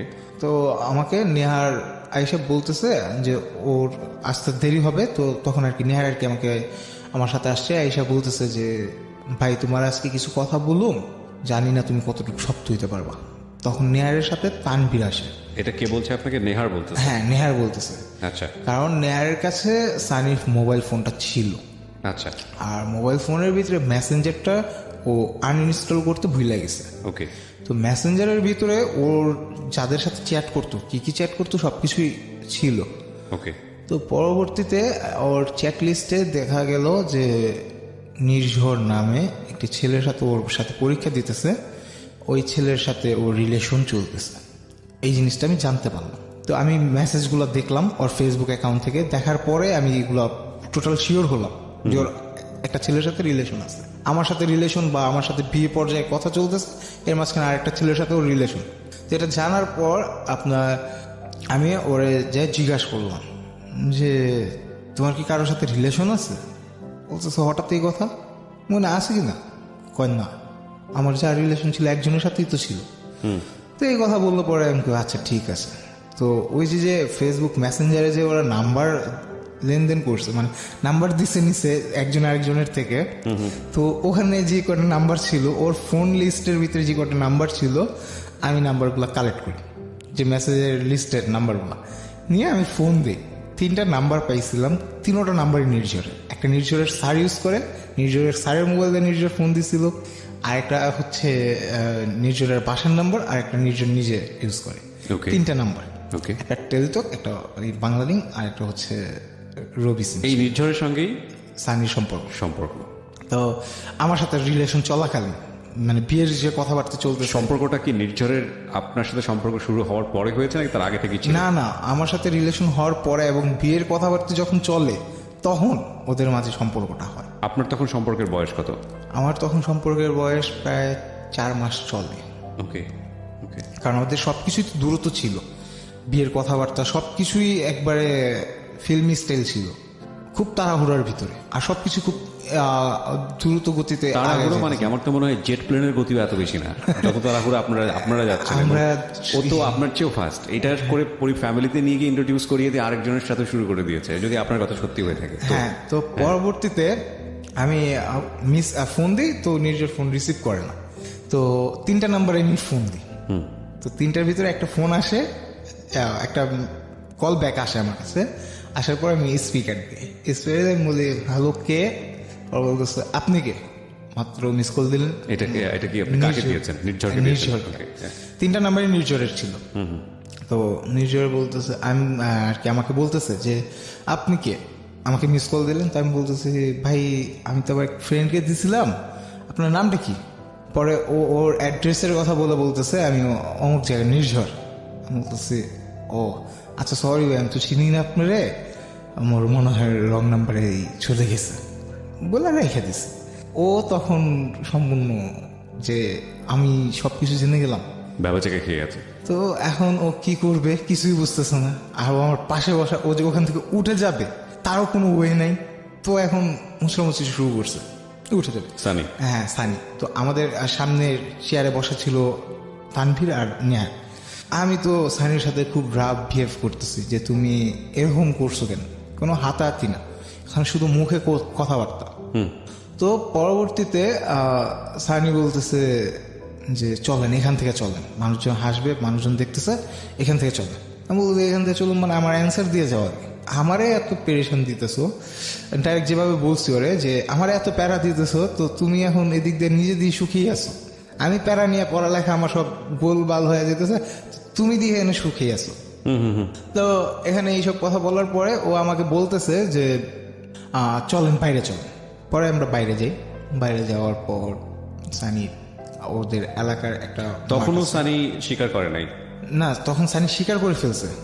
আসেন বাইরে আসেন, এই বিষয়ে আমি আপনাকে সব বলতেছি কি হয়েছে ঘটনাটা। ওকে। তো পরে ও বাইরে আসে, বাইরে আসার পর ওদের এলাকার একটা মাঠ আছে, ওই মাঠের ওখানে যেরকম যাইতেছে, তো হাঁটতেছে আর হাঁটতেছে, ও কিছু বলে না, মানে ও আমার রাগটা থামাইতেছে। কারণ মানুষের হাঁটার গতিতে কিন্তু আপনি দেখবেন যে খেয়াল করে যে আমি অনেক জিদ দিয়ে এখন কন্ট্রোল করতে পারতেছি না, তখন আমি যদি একসাথে আর কি 10-15 মিনিট হাঁটাহাঁটি করি তখন জিদটা কন্ট্রোল হয়ে আসে, রাইট, একটু জিদটা থামে। তো ও ওই জিনিসটাই করছে। তারপর ও এখানে আমাকে আর কি আমাকে বলতেছে যে একসাথে পরীক্ষার হলে পড়ছি, তো ওর নাম্বারটা নিছি, ও খুব ভালো পড়ালেখা করছে, তো ওর থেকে দেখা লেখার জন্য, এর জন্যই ওর সাথে একটু ভাও দিছি, এটা অন্য কিছুই না। তো এই নিয়ে সহজে কি আর মানা যায়? ও আমার সাথে এরকমটা করলো, তো এটা তো সহজে মাইনে নেওয়া যায় না। রাইট। তো এই নিয়ে আমাদের একটু চিল্লাচিল্লি হলো, রিলেশন ব্রেকআপ হয়নি, রিলেশন কন্টিনিউ, মানে চলতেই আছে, রিলেশনের মতন চলতেছে, ঝগড়াঝাটি সবকিছুই চলতেছে। এমনকি আমাদের রিলেশনটা ফ্যামিলি হয় শুধু না, কিন্তু আপনি এটার পরও ফ্যামিলি বলছেন কিভাবে, যখন আপনি প্রমাণ হাতে নাতে পেলেনি যে নির্ঝরের সাথে এরকম একটা সম্পর্ক ওর চলছে? সাথে সাথে নির্ঝরের সাথে ব্রেকআপ করে ফেলে। কেন শুরু হয়েছিল আপনি জিজ্ঞেস করেননি সেটা? ওই যে বললাম যে পরীক্ষার হলে একসাথে সিট পড়ছে, তাই তাতে কি শুরু হতে পারে? ওই যে মানে আপনার মধ্যে কোনো দুর্বলতা ছিল কিনা? না দেখা দেখি করে লিখবো, এটি তো আমি তো ওর প্রতি সম্পূর্ণ উইক। আমার দুর্বলতাটা হচ্ছে যে আমি ওর প্রতি ইন্টারের সম্পূর্ণ- বয়স, ফ্যাক্টটা হচ্ছে এটা অ্যাডোলেসেন্স পিরিয়ডের সময়, এই সময়টাতে এরকম অনেকগুলো ডাইমেনশন জীবনে চলে আসে, এটা অস্বাভাবিক কোনো কিছু না। তবে এগুলো নিয়ে খুব সিরিয়াস হয়ে ফ্যামিলি পর্যায়ে যাওয়াটাই হচ্ছে চরম ভুল, কারণ এগুলোর জন্য সময় দিতে হয়, এবং বাবা মায়ের জায়গাটা থেকেও এগুলো নিয়ে সিরিয়াসলি স্টেপ নেওয়াটাও আরও বড় রকমের ভুল। হ্যাঁ, টেক কেয়ার করতে হবে, একটা ফ্রেন্ডলি রিলেশন অবশ্যই ছেলেমেয়ের সঙ্গে রাখতে হবে যাতে করে তার শেয়ার করতে পারে, কিন্তু সেটাকে সিরিয়াসলি ভেবে ফ্যামিলি ডিলে চলে যাওয়া এবং এটা আসলেই বড় একটা ভুল। এতে করে জীবনটা অনেক বেশি জটিল হয়ে যায়, এবং যেটা ওর ক্ষেত্রে হয়েছে। বলেন তারপর। তো নির্জয়ের সাথে ব্রেকআপ করার পর আমি ওর ফেসবুক অ্যাকাউন্টটা চেক করি বলতে আমি ID password নেন? আইডি পাসওয়ার্ড নিয়ে আমি ঢুকি। তো আইডির পাসওয়ার্ডটা নেহারি আমাকে দেয়। নেহার আইডি পাসওয়ার্ড জানতো? হ্যাঁ, নেহারের মোবাইলে যখন লগ ইন করছিল তখন ওটা নেহার save ছিল? আর কি সেফ ছিল। Okay. তো কুকিজ থেকে ওখান থেকে দেখে তো আমাকে দেয়, দেওয়ার পর আমি পাসওয়ার্ডটা জানতে পারি। মানে ওটা আপনি লগ ইন করে রাখতেন যে কার সাথে চ্যাট করে কি করে না করে? আমি লগ ইন করে রাখতাম না, আমি একটা সাইবার ক্যাফে যাই বসি, আমি ওখানে যাওয়ার পর আমার সাথে আমার ফ্রেন্ড ছিল মামুন আর সদা হচ্ছে ওর গার্লফ্রেন্ড। তো সদাও আমাদের সাথেই পড়ে। তো সদা, আমি আর মামুন, আমরা তিনজন কম্পিউটার হয়ে আমি বললাম যে দেখ দোস্ত এরকম ঘটনা। তো ওরা তো গালাগালি বহুত কিছু করতেছে সানিকে, আমাকে, যে তুই কেন এই রিলেশনই করতেছিস। আমি তো ওরে বলতেও পারতেছি না, আমি ওর ছাড়তেও পারতেছি না, ধরেও রাখতে পারতেছি না, আমি কি করব? আমি ওরা ছাড়ার কথা একবার চিন্তা করলে আমার 10-12টা ধরে রাখার কথা চিন্তা মনে আসতেছে। মানে আমার আবেগ এতটাই কাজ করছে যে আমার বিবেকটা বিলুপ্ত হয়ে গেছে। বাহ, শব্দ পেলাম একটা এখানে, আবেগ এবং বিবেক। আবেগ যেখানে অনেক বেশি কাজ করে, বিবেক সেখানে অসহায়। Exactly, that's why we say everything is fair, love and war. মানে ভালোবাসা এবং যুদ্ধে সবকিছু ফেয়ার, যদিও আসলে সবকিছু ফেয়ার করে টিকে থাকাটা খুব মুশকিল হয় না আসলে শেষ পর্যন্ত, কারণ শেষ পর্যন্ত যুক্তিরই জয় হয়। হ্যাঁ। তো পরবর্তীতে আমরা ফেসবুকের 2 বছরের চেকলিস্ট ঘাটলাম। 2 বছরের চেকলিস্ট ঘাটার পর আমরা যা দেখলাম, হ্যাঁ ওর চেকলিস্ট ঘাটলাম, গাড়িটা দেখলাম যে 2 বছরে ও অনেকগুলা ছেলের সাথে রিলেশন করছে, ব্রেকআপ করছে। ওর ফেসবুকের থেকে আমরা জানতে পারলাম, আইডি গুলা নিলাম। আপনি এবং নেহার দুজন মিলেই করেছেন এটা? না, আপনার যে ফ্রেন্ডের সাথে শেয়ার করেছেন ফ্রেন্ডের সাথে শেয়ার করে আমরা সাইবার ক্যাফে বইসা পাসওয়ার্ডটা আমাদের কাছে ছিল। পাসওয়ার্ডটা পেলেন কিভাবে? পাসওয়ার্ডটা নেয়ারের মাধ্যমে। নেহার তো মোবাইলে লগ ইন করে, নেহার তো জানার কথা না। নেয়ারের ওখানে ও শো ওর ছিল শো পাসওয়ার্ড করে বা কোনো, আচ্ছা ওকে। তো এটা নেয়ারই আর কি পাসওয়ার্ডটা এমন টাইপেরই ছিল। ওর ছোট ভাই আছে একটা, ওরা আমি ওর ফ্যামিলির বিষয়ে তো বলিনি। ওরা 3 বোন 1 ভাই, 3 বোনের ছোট ও, আর ওর পরে হচ্ছে ভাইটা। জি। ভাইটা সবার ছোট, ওর ভাইটা আমার বয়সী। তো আমরা ওই সাইবার ক্যাফে যখন আর কি পাসওয়ার্ড দিয়ে লগ ইন দিলাম, লগ ইন দেওয়ার পর আমরা মেসেঞ্জারটা চেক করলাম, মেসেজগুলো চেক করে 2 বছরের আমরা টানা মেসেজ চেক করলাম। আপনি যখন লগ ইন করছেন কোন একটা আইডি থেকে, ওটা কি মোবাইল নাম্বারের সাথে সিঙ্ক্রোনাইজ করা ছিল না?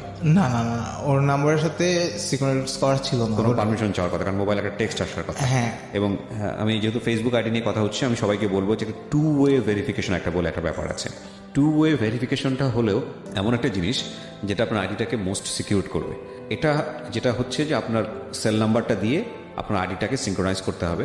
এতে করে অন্য কোথাও যে কেউ যদি ওপেন করতে চায়, নতুন কোনো ব্রাউজারে ওপেন করলে, ইভেন নতুন না পুরোনো ব্রাউজারেও যদি আপনার সেখানে সেভ করে না রাখা হয়, আপনাকে যদি পিসিটা না চিনিয়ে দেওয়া হয়, মোবাইলটা যদি না চিনিয়ে না দেওয়া হয়, তো যতবারই লগ ইন করবে ততবারই আপনার সেলফোনে একটা নোটিফিকেশন আসবে, কিংবা আপনার সেলফোনে একটা কোড পাঠানো হবে। ওই কোডটা না দেওয়া পর্যন্ত সে আইডিতে ঢুকতে পারবে না। অর্থাৎ এটা হচ্ছে মোস্ট সিকিউরড পাসওয়ার্ড সিস্টেম ফেসবুকের জন্য। এটা ফেসবুকও ফলো করে, জিমেইলও ফলো করে। এইটা করা ছিল না। এটা ওর করা ছিল না, ওর ছিল ইয়াহু মেল।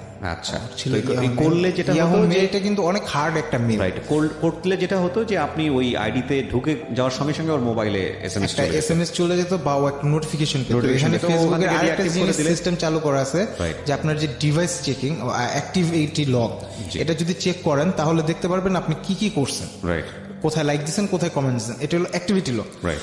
আর আপনি যদি জেনারেলে যান অ্যাকাউন্ট সেটিং এ, অ্যাকাউন্ট অ্যাক্টিভিটি লগে তো হচ্ছে আলটিমেটলি আইডি থেকে ঢোকার পরে যার আইডি সে দেখতে পাবে, কিন্তু আপনার আমি যদি অ্যাক্টিভিটি লগ অফ করে রাখি আপনি দেখতে পারবেন না আমার অ্যাক্টিভিটি লগের কাহিনী। হ্যাঁ, তো যাই হোক, আমরা পরে আমি মনে করেন আপনার ওখানে যাই, ওর অ্যাকাউন্টে যাই, 2 বছরের চেকলিস্ট ঘেটে যা যা পাই সেটা হচ্ছে ওখানে ওর পাশের ঘরে ওর ভাড়াটিয়া, ওদের নিজস্ব বাড়ি, শুনি একটা, ওর পাশের ভাড়াটিয়া ছেলেকে ও কাকা বলতো। ওর চেয়ে বয়স অনেক সিনিয়র, তো কাকা বলতো। তো সে ছিল সিঙ্গেল, তো সে অনার্স কমপ্লিট করে মাস্টার্স করতেছে এরকম টাইপ। তো পরবর্তীতে আমি ওখানে মেসেজে যেরকম দেখি যে আমাকে সবসময় বলতো যে আমি অমুক কাকার সাথে কথা বলতেছি বাইটি, আপনাকে পরে ফোন দিই, ফোনের মাঝে রেখে দিত। তো দেখি যে 2 বছর আগের চ্যাট লিস্টে যে ওর কাকার সাথে, ওই কাকাটার সাথে ওর চ্যাটিং হতো এরকম যে ওর কাকা ওকে ভিন্ন নেগেটিভ প্রপোজাল দিত। ওকে, বিরতি নেব প্রিয় শ্রোতা। ভার্চুয়াল এই জগৎটা এতটাই বেশি অ্যাবস্ট্রাক্ট কিংবা এতটাই বেশি ইম্প্যাক্ট ফেলে আমাদের ব্যক্তি জীবনে, যেটাকে আমরা কখনো কখনো খুব সিরিয়াসলি নিয়ে আমাদের জীবনটাকে অনেক বেশি, যদি সেটা আমাদেরকে নেগেটিভলি ইম্প্যাক্ট ফেলে, অনেক বেশি পরিমাণে থ্রেটেন করে ফেলি। আবার কখনো কখনো এতটাই হালকাভাবে নেই যে হালকাভাবে নেয়ার কারণে হয়তো বিষয়টা খুব সিরিয়াস, আমরা আমাদের লাইফে অনেক কিছু লুজ করি। ভার্চুয়াল রিয়েলিটির একটা খুব ভালো ইন্ট্রোডাকশন আমাদের সোসাইটিতে হওয়া উচিত, যে এটাকে আসলে কতটুকু আমাদের ব্যক্তি জীবনে প্র্যাকটিস করা প্রয়োজন। কজ এইটা আসলেই খুব ইজিভাবে একটা মানুষকে বোঝা সম্ভব যে একটা মানুষের ফেসবুক অ্যাক্টিভিটিস দেখলে মানুষের মেন্টালিটিটা আসলে কি, সেটা খুব ভালো করে বোঝা। মানে সেখানে যদি আইডি পাসওয়ার্ড কেউ পেয়ে যায় তাহলে তো আরও কোনো কথাই নেই। তো এরপরে সম্পর্কটার অবস্থা কি দাঁড়াতে পারে, বা দাঁড়িয়ে থাকলেও সেটা আসলে কত ভয়াবহ হতে পারে, কথা না বাড়িয়ে আবারও ফিরছি। হ্যাঁ, তানভীর শেখ, তারপরে কি হলো? এগুলো তো পেলেন সবকিছু আপনি। আমি পাওয়ার পর আমি ফার্স্টে ওকে জিজ্ঞাসা করি না যে এগুলো কি। আমি স্বাভাবিকভাবে ওর সাথে কথা বলি, কিন্তু আমার কথার ভিতরে দেখে যে আমি রাগান্বিত। আমি কোনো কিছু একটা নিয়ে খুব রাগ আমার ভিতরে কাজ করে। আপনি বলেননি, মানে ফেসবুকে বলিনি, আমি ঢুকছি। তো ফোনে আমি কিছু না বলে আমি সন্ধ্যা ওর সাথে দেখা করি বলবো।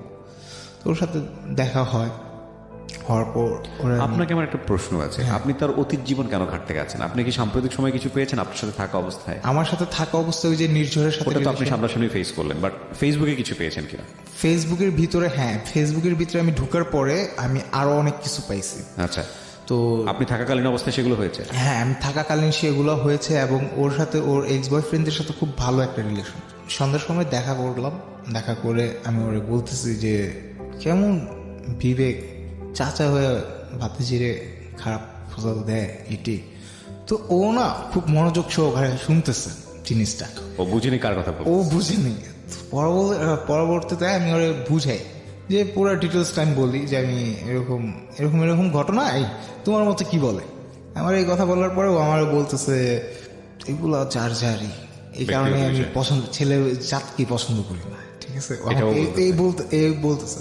তারপরে আমি বললাম আচ্ছা, যে মেয়ে নাকি এটা সায় দিয়ে যায়, ওই ছেলেকে সায় দিয়ে সে এড়ায় তার সাথে সম্পর্ক রেখে যায়, চাচা ভাতিজির সম্পর্কই রাখছে, কিন্তু এটা বিশ্বাস কিভাবে হবে, বাস্তবে তো আর ওটা দেখি নেই, তো ওই বিষয়ে আমি শিওর হইতে পারতেছি না। তখন ওরা আমি পরে বলি যে তোমার ওই কাকা তোমার এরকম এরকম বলে আর তুমি এগুলা সায় দিয়া না। তো পরে আমার বলতেছে আপনি জানলেন কিভাবে? আমি তোমার ফেসবুকে ঢুকছিলাম, পাসওয়ার্ড হ্যাক করছি। পাসওয়ার্ড জানতে না, পাসওয়ার্ড হ্যাক করছি, তোমার অ্যাকাউন্ট হ্যাক করে আমি ঢুকে গেছি, ঢুকে আমি সব ঘাইটা নিছি। তখন ও আমার কাছে সবগুলোই স্বীকার করছে। আমার কাছে তখন রিলেশন থাকাকালীন ও আমার কাছে মিথ্যা কথা বলার সুযোগ পেত না। যখন আমি ওরা ধরতাম, আমি শিওর হয়ে তারপরে ওরা ধরতাম, তখন আমার কাছে স্বীকার যেত যে হ্যাঁ আমি এই জিনিসটা করছি বা এরকমটা, এই পুরো ডিটেলসটা বলতো। তো পরে ওর সাথে পাস্টে কতজনের সাথে রিলেশন ছিল, তো এটা নিয়ে আমার একটা ইন্টারেস্টিং আসলো যে ওর অতীতটা একটু ঘাইটা দেখি, কারণ ওর কথার সাথে তো ওর অতীতটা মিলল না। তখন আমি ওর অতীতটা ঘাটতে যাই, তখন আমি নিজেই স্বেচ্ছায় ঘাটতে চাই যে যার সাথে আমি ফিউচারে থাকবো, যার সাথে আমি ফিউচারটা পার করব, তার অতীতটা কেমন, এটা অবশ্যই আমার জানা দরকার। কারণ ফিউচারে যাতে আমার ওই অতীতটা জানি ফিউচারে না আসে। কারণ আমাদের লাইফে পাস্টের অনেক কিছু আছে, ফিউচারে এসে এমন একটা জিনিস খাড়া করে যে আমাদের ফিউচারটাই নষ্ট করে দিয়ে যায়। সেই হিসাবে যেরকম আমি ঘাটতে যাই আমি দেখলাম যে ওই ফেসবুক থেকে যে লিস্টগুলো পাইছি, এরপর ওর ফোনটা আমার কাছে ছিল, আমার হাতে ওর ফোনটা আমি ধরতাম, তো কল লিস্টটা ডিলিট করে দিয়ে আসতো। ও যখনই আমার সামনে আসতো কল লিস্টটা ডিলিট করতো। কেন করতো এটা আমি বুঝতে পারতাম না। তো এগুলো যেরকম ও নিজেই সন্দেহগুলো আমার ভিতরে তৈরি করে দেয়, আর একবার সন্দেহ তৈরি হলে এই সন্দেহটা বহু দূর যায়, সেটা ব্যাক করা পসিবল না। তো পরবর্তীতে আপনার ওর সম্পর্কে জানার জন্য আমি কোম্পানির ওয়েব পেজে চলে যাই। কোম্পানির ওয়েব পেজে নিজের অ্যাকাউন্টের যে কল লিস্ট আছে, 1 উইকের কল লিস্টটা, মানে 1 সপ্তাহের কল লিস্টটা নিজেই দেখা যায়। তো আমি ওর ফোনটা আমার হাতে রেখে আমার সেল ফোনটা দিয়ে আমি ওয়েব পেজে ঢুইকা আমি একটা কোড পাঠাই। তো আই টোকেন আসে, তো মোবাইলে আসছে আই টোকেনটা আসছে, পরে আমি আস্তে করে ওই মেসেজটা ডিলিট করে দিই যাতে ও বুঝতে না পারে। ও তো দেখছে যে আমি 2 হাতে 2 ফোন চালাইতেছি, তো বুঝতেও পারেনি যে আমি কি করতেছি। তখন আমি ঢুইকা আমি ওর 1 সপ্তাহের কল লিস্টটা দেখলাম। ঢুইকা আমি ওই একটা আইডি বানালাম ওর নাম্বারের উপরে ওয়েব পেজের। তো আইডি বানায় আমি ওইটা দিয়ে দেখতেছি যে ও 1 সপ্তাহে আমার সাথে কথা বলার পর কার সাথে কথা বলতেছে, কিভাবে বলতেছে, আর কি কত মিনিট বলতেছে, আমাকে কি বলে রাখতেছে আর ও কি করতেছে। তখন কিন্তু এইভাবে আমি ওর জিনিসগুলো দেখতে পারলাম। আর আজকে এই রেডিওর মাধ্যমে ও জানতে পারতেছে যে আমি কিভাবে ওর জিনিসগুলো আমি সংগ্রহ করছি, তথ্যগুলো। আর আমার তথ্যগুলো ও কেন ইগনোর করে যেতে পারেনি, সত্য ছিল। কারণ এখানে আপনার কল লিস্টটা কিন্তু ও ডিলিট করতে পারেনি, কোম্পানির ওয়েব পেজে ও ডিলিট করতে পারেনি, এটা ওর মেনে নিতে হয়েছে। ওর মেসেজিং ও মোবাইল থেকে ডিলিট করেছে, ফেসবুকের ওর কনভার্সন ডিলিট করছে, কিন্তু ফেসবুকে কপি কনভার্সন থেকে যায় যে এটা আমি অন্য ডিভাইস দিয়ে লগ ইন দিলে পরে আমি ওই কনভার্সনটা দেখতে পারবো। আর আমার আইডির পাসওয়ার্ডটা ওর কাছে ছিল, আমার আইডিটা টোটালি ওর কাছে ছিল, আমার ব্যাংকের এটিএম কার্ড ওর কাছে থাকতো, আমার সেলফোন ওর কাছে থাকতো। কল লিস্টগুলো দেখার পর আমি বুঝতে পারলাম যে ওর রিলেশন তো চলছে, আরও বিভিন্ন মানুষের সাথে কথা বলছে। তো এই বিষয়ে ওরে আমি আবারই করলাম। তো ও কি করতো, আমি যখন ওরে নিয়ে এইসব নিয়ে আমি ওরে জিজ্ঞাসা শুরু করতাম, তখন ও ফ্যামিলি প্রেশার টান দিত যে ফ্যামিলির থেকে বিয়ে দিবে না, ফ্যামিলির থেকে বড় পুরো অশান্তি দিতেছে। আমি চাই, আমার আব্বুও চায় না, আমিও চাই না যে একটা মেয়ের কারণে তার আরেকটা মেয়ের সংসার ভেঙে যায়। আর এটা স্বাভাবিক, কেউই চায় না, আমিও চাই না যে একটা নতুন সম্পর্ক তৈরি হওয়ার জন্য পুরান সম্পর্কটা ভেঙে যায়।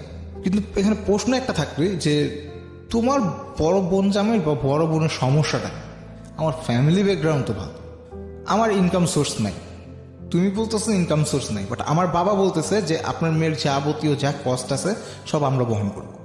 ওর ফ্যামিলির থেকে বলতেছে যে বাবার কাছে কেন চাবে, বিয়ে করতেছে ওর কাছে চাবে। তো আমি যেহেতু আমার বাবার আন্ডারে, আর আমার বাবা আমাকে অনেক ভালোবাসেন, যার ফলে সে আমাকে কোনো কাজে, আমার দোকানে কিংবা কোথাও কোনো ইটিতে সে আমাকে বসায়নি কখনো। তার না বসানোর একটাই কারণ যে তুমি কাজ করবা কেন, আমি যা কামাইতেছি তা তো তোমাদের জন্যই, তো তোমাদের যা দিতেছি তাতে কি তোমাদের হয় না আরো প্রয়োজন? তো এখানে তো আর কিছু বলার থাকে না। আমি সানিকে আর কি যখনই প্রেশার দিই, ও আমাকে প্রেশার দেয়। তো দুজনের ভিতরে প্রেশার দেওয়া নেওয়া হচ্ছে, তো এমন একটা পর্যায়ে আসলো, মানে একটা মানুষের যে একটা লিমিটেশন থাকে, লিমিটেশনটা ও ক্রস করে ফেলছে। In what sense? কি করেছে সে? একাধিক রিলেশন তো করছে, আর ওর যে এক্স বয়ফ্রেন্ডের যে কথাটা বলছিল নাদিম, আমার কাছে যে বলছিল, ইনফ্যাক্ট ও সব বয়ফ্রেন্ডের কাছে এই কথাটা বলছে যে নাদিমের সাথে আমার রিলেশন ছিল। তো ওই নাদিমের সাথে ওর প্রতিনিয়ত কথা হতো, এবং নাদিমও আমাদের রিলেশন সম্পর্কে সব জানতো। নাদিম আমাকে ফোন দেওয়া বলতো যে তুমি তো ওরে জোর করে ধরে রাখছো। আমি জোর করে ধরে রাখছি মানে? ও কিন্তু আমার কনফারেন্সে শুনতেছে নাদিম যে কথাগুলো বলতেছে। ওকে, তো নাদিম আমাকে বলতেছে যে ও তো আমার ফোন দিয়ে বলে। ও নাদিম কি এটা জানতো যে কনফারেন্সে আছে? না, নাদিম এটা জানতো না। আচ্ছা। তো আর নাদিম আমাকে বলে যে নাদিমের কাছে ও অনেকভাবে বিভিন্নভাবে সহযোগিতা চেয়েছে, কোনো মেয়ে দিয়ে আমাকে ওর প্রতি যে আমি উইক, এই দুর্বলতাটা কাটানো যায় কিনা, এগুলো ও চাইছে, কিন্তু এগুলো কোনোভাবেই সম্ভব হয়নি। নাদিম ওকে হেল্প করেনি। কোরবানি ঈদ সামনে, তখন আমাদের রিলেশনের বয়স প্রায় 8 মাসের কাছাকাছি চলে আসছে। 3-4 দিন আগে আমি ওরে বলি যে তুমি যে আমার সাথে এরকম করতেছো, আমি আর চাপ নিতে পারতেছি না, আমি কিন্তু কোনো একটা অ্যাক্সিডেন্ট করে ফেলবো, আমি তোমার ক্ষতি করবো না, আমি যতদিন বেঁচে আছি আমি তোমার ক্ষতি করবো না, আমার ধারে তোমার ক্ষতি হবে না, কিন্তু আমি আমার নিজেকেও কিন্তু আমি সুস্থতায় রাখবো না। কারণ আমি তখন মানসিকভাবে এমনভাবেই হয়ে গেছিলাম যে এক প্রকার বলা যায় যে মানসিক রোগী। কারণ ও রিলেশনশিপ ব্রেকআপ করতে চাইতো, আপনি যেভাবেই হোক সেটাকে ধরে রাখতেন। এত ফল্ট পাওয়ার পরেও আমি ওকে ধরে রাখতাম, কারণ আমি ওর প্রতি কেন জানি খুব ইন্টারেস্ট ছিলাম। এগুলো একটু খেয়াল করবেন, এটা খুব খুব খুব ইম্পর্টেন্ট। এবং রিলেশনশিপের ক্ষেত্রে এই জিনিসটা খুব হয়, এটা আবেগটি কাজ করে। রাইট। এবং এক পক্ষ যদি আরেক পক্ষকে ডিনাই করে, অপর পক্ষের আগ্রহ আরো বেশি বেড়ে যায়। ওর ক্ষেত্রে কিন্তু সেটা হয়েছে, এবং সেটার রেজাল্ট ভালো হয় না আসলে। তো পরবর্তীতে আমি ওর সাথে এরকম ফোনে কথা বলার পর, ও আমাকে দুপুর দিকে আর কি আমরা কথা বলার পর ও আমাকে অনেক কিছু বলার পর আমি ফোনটা রেখে দিই। ওর সাথে স্বাভাবিকভাবে কথা বলে আমি ফোনটা রেখে দিয়ে আমি আমার বেডরুমে যাওয়ার পর সেখানে ছিল আপনার চাদর, আমি দড়ি টড়ি পাই না, তো পরে চাদরটাকে আমি সেলিংয়ের সাথে না করে, আমার ঘরের উপর আবার হুক আছে, মানে ওই যে আপনার দোলনা ঝুলানোর জন্য হুক আছে, তো ওই দোলনা ঝুলানোর জন্য যে হুকটা, ওটা ছাদের সাথে করা, মানে ডাইরেক্ট ঢালাই দেওয়া, লোহাটা বের করা উপরে ঢালাই দেওয়া। তো আমি ওইটার সাথে চাদরটা দেওয়ার পর আমার গলায় আমি লাগাই, আমি সাথে সাথে ঝুলে পড়ার পর আমার আম্মু, আমার ছোট ভাই। ঝুলে পড়ার পর আপনার ফিলটা কি হচ্ছিল সেটা আগে বলেন। আমার ফিলটা, শুধু আমি চোখটা বন্ধ করে রাখছিলাম, আমি চোখটা বন্ধ করে শুধু আমি কল্পনা এতটুকুই ভাবতেছিলাম যে আমি কেন এই ভুলগুলা করলাম, আমি ওর সাথে কেন রিলেশন করতে গেলাম, আর আমার ভিতরে কি এমন কমতি হয়ে গেল যার কারণে ও এরকম করতেছে। ঠিক আছে, আপনি কষ্ট পেয়ে কাজটা করতে যাচ্ছেন, বাট আপনার কষ্টের বিষয়টা আমি জানতে চাচ্ছিলাম যে আপনি যখন এই জিনিসটা আপনার গলায় হয়ে গেল, আপনার শারীরিক কষ্ট কিরকম হচ্ছিল? আমার শারীরিক কষ্ট বলতে আমার তখন ধ্যান ধারণা ওখানেই ছিল, তখন আমার গলার ভিতরে আর কি যখন ছিল, তখন আমি শ্বাস নিঃশ্বাসটা নিতে পারতেছিলাম না, আস্তে আস্তে বন্ধ হয়ে যেতেছিল। তো আমি ওই যখন ঝুলতেছিলাম, তো ঝুলার পাশে আমার ওই ঝুলতে আর কি ওয়ার্ড্রোব ছিল, ওয়ার্ড্রোবের সাথে আমি একটা বাড়ি খাই। তখন আমার অলরেডি সেন্সটা ডাউন হয়ে গেছে, তো আমার আর কিছু, তো আমার মা, আমার ছোট ভাই, ওরা যেরকম চিল্লাচিল্লি করা, আমার চাচা, ছোট চাচি আমাদের পাশের বাড়ি তাদের, তারপর ভাড়াটিয়া, এরা সবাই যেরকম জড়ো হয়ে, এলাকার মানুষজন জড়ো হয়ে দরজা ভেঙে আমারে ওখান থেকে আর কি, আর ওই ইটা কেটে ফেলা যেরকম আমাকে ওখান থেকে উদ্ধার করে। ওকে। তো যখন উদ্ধার করে তখন আমার তখন সেন্স ছিল না, তখন কি কি হয়েছে তা আমি জানিও না আর বলতে পারবো না, কারণ আমি যতটুকু শুনছি ততটুকু যে লাস্টের কথাটুকু আমি বলি যে যতটুকু শুনছি সেখানে যে আমার আব্বু সানির আব্বুকে ফোন দিয়ে বকাবকি করতেছে যে আমার ছেলের যদি কিছু হয় আমি কিন্তু আপনার গোষ্ঠীরে ছাড়বো না, আমি পুরো গোষ্ঠীরে আমি দেখে ছাড়বো। তো এইসব যেরকম আমার আব্বু বলতেছে আমার ফ্যামিলি থেকে করতেছে, তো ওরাও শখ যে আমি এই কাজটা করে ফেললাম, বুঝতে পারে না যে আমি এরকম এত বড় কিছু একটা স্টেপ আপনি নেবেন। হ্যাঁ। ওরা তখন নেহারের বাসায় ছিল, সানি তখন নেহারের বাসায়, সানি নেহারের বাসায় লুডো খেলতেছিল।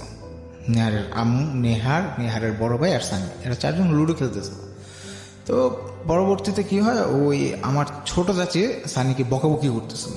সেই মুহূর্তে কেন যে কিভাবে যেন আমার সেন্সটা ফিরে আসে, আমি শুধু মুখ দিয়ে নাকি একটুই কথা বলছি, যেটা হচ্ছে যে সানিকে বইকো না, ওর কোনো দোষ না, ওকে। সম্পূর্ণ ব্লেমটা আমার উপরে নিস, আমি ওর উপরে ব্লেমটা দিই। এরপরে আমাদের যে ঘটনাটা ঘটে সেটা হচ্ছে আমি সেই রাত্রি ওর বাসায় যাই, যাওয়ার পর মানে ঝুলন্ত অবস্থায় নেমে একটু সুস্থ হয়ে আবার বাসায় সুস্থ চলে হয়েই আমি কোনো রকম খালি নিজের শরীরে একটু জোর পাইছি যে দাঁড়াইতে পারি, একটু হওয়ার পরে আমি ওর ফোন দিয়ে, আমি গলা দিয়ে তো কথা বলতে পারি না, আমার গলা ভাঙা, তো আমি শুধু ওরে ভাঙা গলায় বলছি যে আমি আসতেছি। তো বলার পর আমি যাই সেই রাত্রে, আমি বাসার থেকে 6,000 টাকা নিয়ে যাই, কারণ আমি তো সম্পূর্ণ চলতাম বাসা ভাড়া দিয়ে। আমার বাসা ভাড়া যা আসতো ওখান থেকে আমি, আমার পকেট খরচ ছিল ওটা, আচ্ছা। আমাদের ওই বাসার ভাড়াটা। তো যাওয়ার পর ভাড়াটা নিয়ে যাই, আমার ওর কাছে যাওয়ার সময় ও আমাকে বলে, আমি ওর জিজ্ঞেস করি কী খাবার, পরে বলে যে ছানা নিয়ে এসেছি।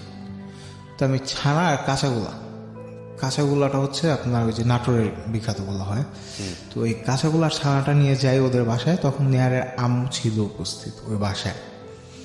তো আমি যাওয়ার পর সেখানে তারা মিসবিহেভ করে নাই, সবসময় ভালো ব্যবহার করতো। আচ্ছা। তো আমি সেখানে যাওয়ার পর ওরা বসি, সবাই বসার পর ওর ফুপ্পু আসে, ওর ফুপ্পু সেজো ফুপ্পু আর কি আসে। তো আয়সা ওর ফুয়াতো ভাই ফুপ্পু আসে, তো নেহারের আম্মু ওখানে উপস্থিত, সবাই মোটামুটি তো পরে বলতেছে যে তোমার অবস্থা কি। তো দেখলো তারা যে আমার ফেসটা পুরো কালো হয়ে গেছে, বিষে কালো হয়ে গেছে, আমি ঠিকভাবে কথা বলতে পারি না, গলা ভাঙা। তো আমি অল্প অল্প আস্তে আস্তে আর কি কথা বলতেছি। তখন তারা আমার রসমালাই দিল খেতে, যে গলার জন্য ভালো হবে, কথা বলে দিল। পরে আমি খাইলাম। ওনারা জিজ্ঞাসা করলো কেন তুমি এই কাজটা করবো, আমি বললাম যে আমি আর পারতেছি না, আপনাদের এই মানসিকভাবে টর্চারটা আমি পারতেছি না। তো এইসব কথাগুলো বলার পর তারা বলতেছে, ওর বাবা আমাকে বলতেছে যে তোমার চোখে এখন রঙিন চশমা। বাবা বলতেছে? ওর বাবা বলতেছে, সানির বাবা বলতেছে যে তোমার চোখে রঙিন চশমা, তোমার কাছে এখন সবই ভালো লাগবে।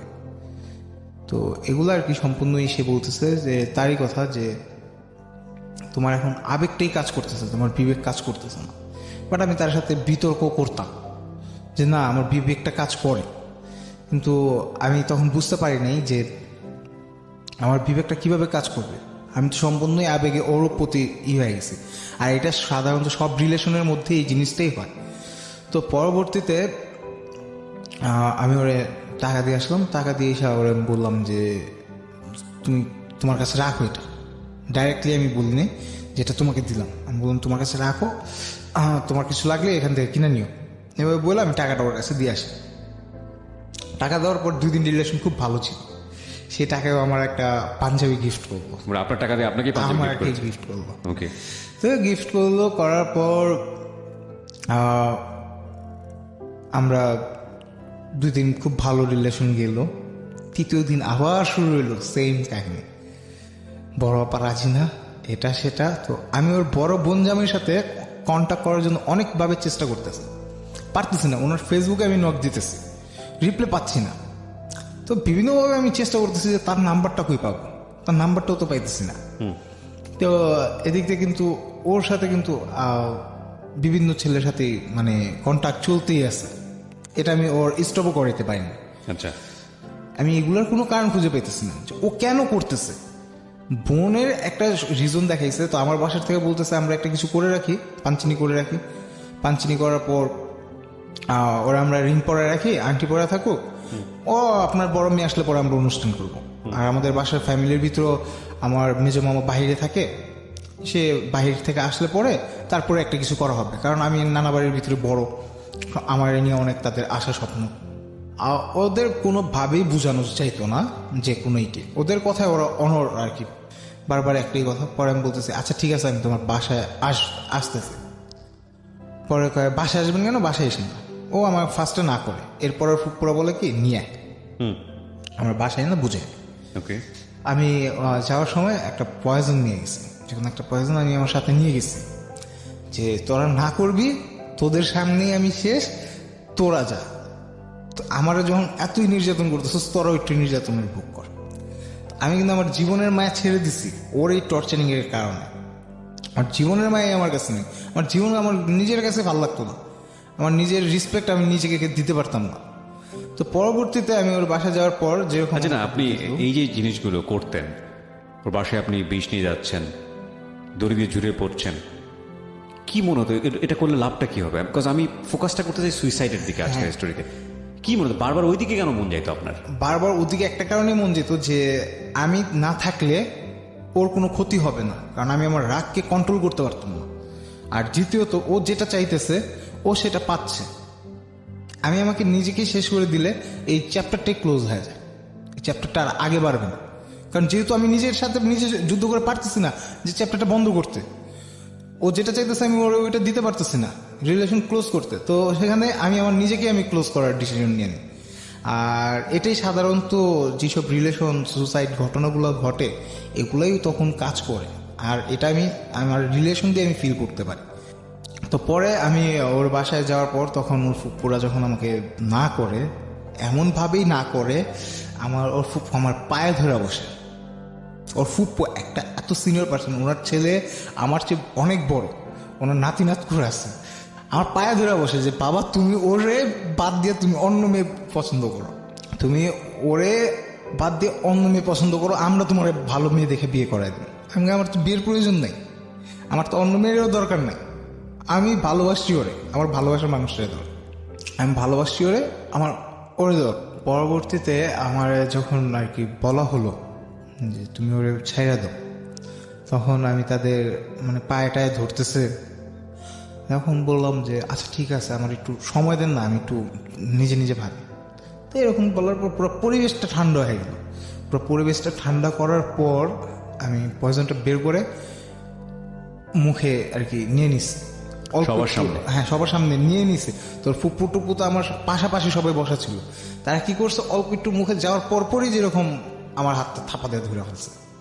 তো ধরে ফেলার পর সাথে সাথে মনে করেন আমার মুখে ইটি করলো, তো সেখানে অল্প একটু আর কি বাসার মধ্যে সিনক্রেট হয় না এগুলো নিয়ে এই চিল্লাচিল্লি এগুলা বাসার ভিতরে পুরো সিনক্রেটটা এলাকার গলির পোলাপেন সবাই জানতো। ওরে বাবা! আর ওদের কাছে এগুলা কোনো ফ্যাক্ট মনে হয় না, আমার মতে যে ফ্যাক্ট মনে হয় না, কারণ যে চিল্লাচিল্লিগুলো যে আর কি আপনার যেই ধরনের কথাবার্তা হতো, যা কিছু হতো, ভাড়াটিয়ারা সবাই মুখস্থ তাদের। তো পরবর্তীতে আপনার এই জিনিসটা গেল পরে তারা আমার সান্ত্বনা দিল, আমার আব্বুকে ফোন দিয়ে বললো যে ভাই আপনার ছেলে তো এরকম করতেছে। তা আমার আব্বু বললো যে এরকম করতেছে কেন করতেছে, আমার আব্বু তাদের প্রশ্নগুলো পরে তখন তারা বললো যে আমরা তো না করছি। পরে আমার আব্বু তাদের রিপিট প্রশ্নগুলো যে আপনারা যে না করতেছেন, এই ঘটনাগুলা যে ঘটলো, ছেলে এর আগেও একবার সুসাইড করতে গেছে, সেখান থেকে বেঁচে আসছে, তো এখন আবার পুনরায় কেন গেল? এখানে আপনারা আমাদের আশ্বস্ত দিলেন যেই করবেন, মেয়ে এদিক দিয়ে ছেলের বাসায় এসে ঘুরে যেতেছে, ছেলের খালামুনির বাসায় যেতেছে, আত্মীয় স্বজনের সাথে পরিচয় হচ্ছে, সবার সাথে কমিউনিকেশন হচ্ছে আস্তে আস্তে, তো সেখানে আপনারা কিভাবে পিছপা হন? আমরা তো সবাইই বলছি কারো কাছে হাইট রাখিনি, কারণ এটা তো চুরি চামারি বা এমন কিছু না, কেলেঙ্কারি না যে হাইট রাখার বিষয়। ওর ছোট ফুপ্পু বললো যে ভাই আমাদের 3টা দিন সময় দেন, আমরা 3 দিন পর আপনার সাথে বসবো। বললো ঠিক আছে, 3 দিন সময় দিলাম। তখন আমি বললাম যে 3 দিন যখন সময় দিলেন তো ওরে ফোনটা দেন, ফোনটা ইউজ করতে দেন, ওরে ফোনটা ইউজ করতে দেন। আমার ফোন আমাকে ব্যাক করে দিল। আমি ওরে একটা ফোন দিয়ে রাখছিলাম কারণ ওর ফোন ছিল না, কথা বলার জন্য ওরে আমি ফোনটা দিছিলাম। তো পরবর্তীতে ফোনটা ব্যাক করে দিলে পরে আমি বললাম না ফোনটা রাখেন, কারণ ওর সাথে আমি তো কথা বলতে পারবো না, আর ওর সাথে কথা না বললে আমি থাকতে পারবো না, তাহলে আমার এখানে আসতো ফোনটা থাকলো। তো অবশেষে ফোনটা রাখা হইলো, আমি চলে আসলাম, কথাবার্তা হইতেছে, ভার্সিটির ভর্তির ডেট চলে আসছে এখানে। আপনি এরকম চাপ দেওয়ার পরে মেয়েটা আবার থাকতো আপনার পাশে? হ্যাঁ, আমি এরকম চাপ দিলে পরে ও কি করতো, ও আমার সাপোর্ট দিত, মানে আপনার পাশে থাকতো। ও আমার পাশে এটা আরেকটা বড় ভুল। মানে আপনি যদি সিদ্ধান্ত, অবশ্য এক ধরনের ব্ল্যাকমেইলও এটা, যে আমি বারবার বাসার মধ্যে গিয়ে সুইসাইড করার চেষ্টা করবো, পুরো ফ্যামিলি তো থ্রেটেন, পুরো ফ্যামিলি তো ভয়ের মধ্যে। কোনো জিডিমিডি করেনি আপনার এগেনস্টে? না, ওরা কোনো জিটি করে নাই, কারণ এখানে কিছু ঘটনা ছিল যে ওরা জিটি করতে গেলে এখানে ওদেরই ফল্ট ছিল, আর আমার কাছে এগুলোর সম্পূর্ণ এভিডেন্সগুলো আছে। আমার ভুলগুলো আমি এখানে স্বীকার করতে আসছি এই কারণে যে আমি বাধ্য ছিলাম এগুলো করার জন্য। আর এরকম জিনিসগুলো হয় প্রতিনিয়তই, আমরা খবরে বা বিভিন্ন মাধ্যমে জানতে পারি যে ওখানে একটা ঘটনা হয়েছে, তো পুরো ঘটনার বিস্তারিত ঘটনাটা কি ছিল এটা কেউ জানতে পারি না। আমার ঘটনাটা এখানে উপস্থাপন করা শুধু একমাত্র এর যুগের জন্যই যে ভবিষ্যৎ প্রজন্মটা, তারপর আপনার অভিভাবক যারা শুনছে তারা যেন এই কাজগুলো না করে, এটা সচেতন হয়। রাইট। এর জন্য আমি নিজে আইসা আমার নিজের গল্পটা আমি বলতেছি, আমার নিজের জীবনে ঘটে যাওয়া ঘটনাগুলো। তো ভার্সিটিতে ভর্তি হবে ন্যাশনালে, বিভিন্ন ভার্সিটির বড় ভাই টোড়া ভাইয়ের কথা একটু করতেছে। তো আমি একজনের কথা বললাম যে আমার পড়াইছে, সে জগন্নাথ থেকে পড়ালেখা করে পাশ করছে, তার কথা বললাম। পরে তার একটা ভালো একটা পরিচিতি আছে, তো পরে কয় ঠিক আছে তাহলে তার সাথে কন্ট্যাক্ট করাই দাও। আমি বললাম যে বাদ দাও না, ওর সাথে কি কন্ট্যাক্ট করবো, ওই প্রেশার দিলাম না যে ওর সাথে কন্ট্যাক্ট করবে, দিলাম নাম্বার, কন্ট্যাক্ট করলো। ওনার সাথে কন্ট্যাক্ট করার পর ওরা ডেট ফিক্সড করলো যে দেখা করবে। আমার ফোন দিয়ে বললো যে দেখা করবে, 10,000 টাকা কন্ট্যাক্ট হলো ভার্সিটিতে অ্যাডমিশনের জন্য। তো 10,000 টাকা কন্ট্যাক্ট হলো। কন্ট্যাক্ট হওয়ার পর ও 10,000 টাকা নিয়ে আসছে, আসার পর 5,000 টাকা দিল।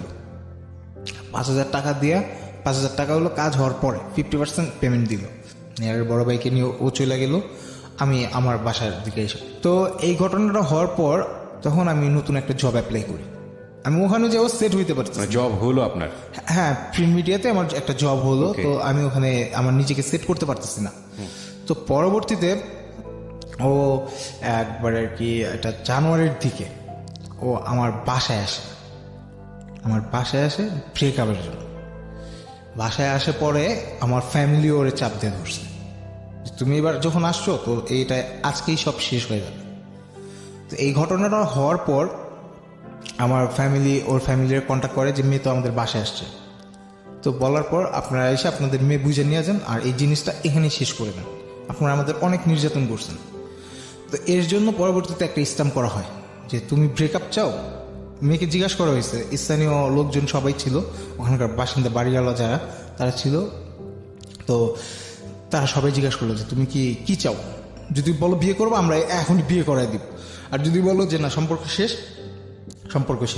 মেয়েটা কেন আপনাদের বাড়িতে আসে? আমাদের বাড়িতে আসছিল ও ওর সার্টিফিকেটের জন্য আসছিল, কিন্তু অলরেডি আমার ব্যাগ চুরি হয়ে গেছিল। হ্যাঁ। আমার ক্যামেরা, আমার বনেট, তারপর আমার আইডি কার্ড, এগুলো সব কিছু চুরি হয়ে গেছিল। এর জন্য আমি ওয়ারি থানায় একটা জিডিও করছি। হ্যাঁ। তো এগুলো জানে যে ও আমার ব্যাগ চুরি হয়ে গেছে নামাজ পড়ার সময় মসজিদ থেকে। তো ও জানে যে আমার ওখানে আমার নিজের সার্টিফিকেটও চুরি, আমার নিজের সার্টিফিকেট ছিল মেইন কপি, কিন্তু বিশ্বাস করতেছিল না। না ও বিশ্বাস করতেছিল না, ও এটা জানতো। হ্যাঁ। তো জানার পর ও ভাবছে যে আমার বাসার ভিতরেই ছিল আচ্ছা। ওর ফাইলটা। আচ্ছা। তো ওর ফাইলটা আমার ব্যাগের ভিতরেই ছিল। তো এটা নিতে সে আসছিল, এটা নিতে সে বা খোঁজ করতে আসছিল। এটা নিতেই সে এবং আসছে। আপনাকে সন্দেহ করছে যে আপনি জিনিসটা আটকায় রাখছেন। হ্যাঁ কোনো কিছু এই জিনিসটাই এবং এটা নিয়ে পরবর্তীতে সিন ক্রিয়েট হয়েছে।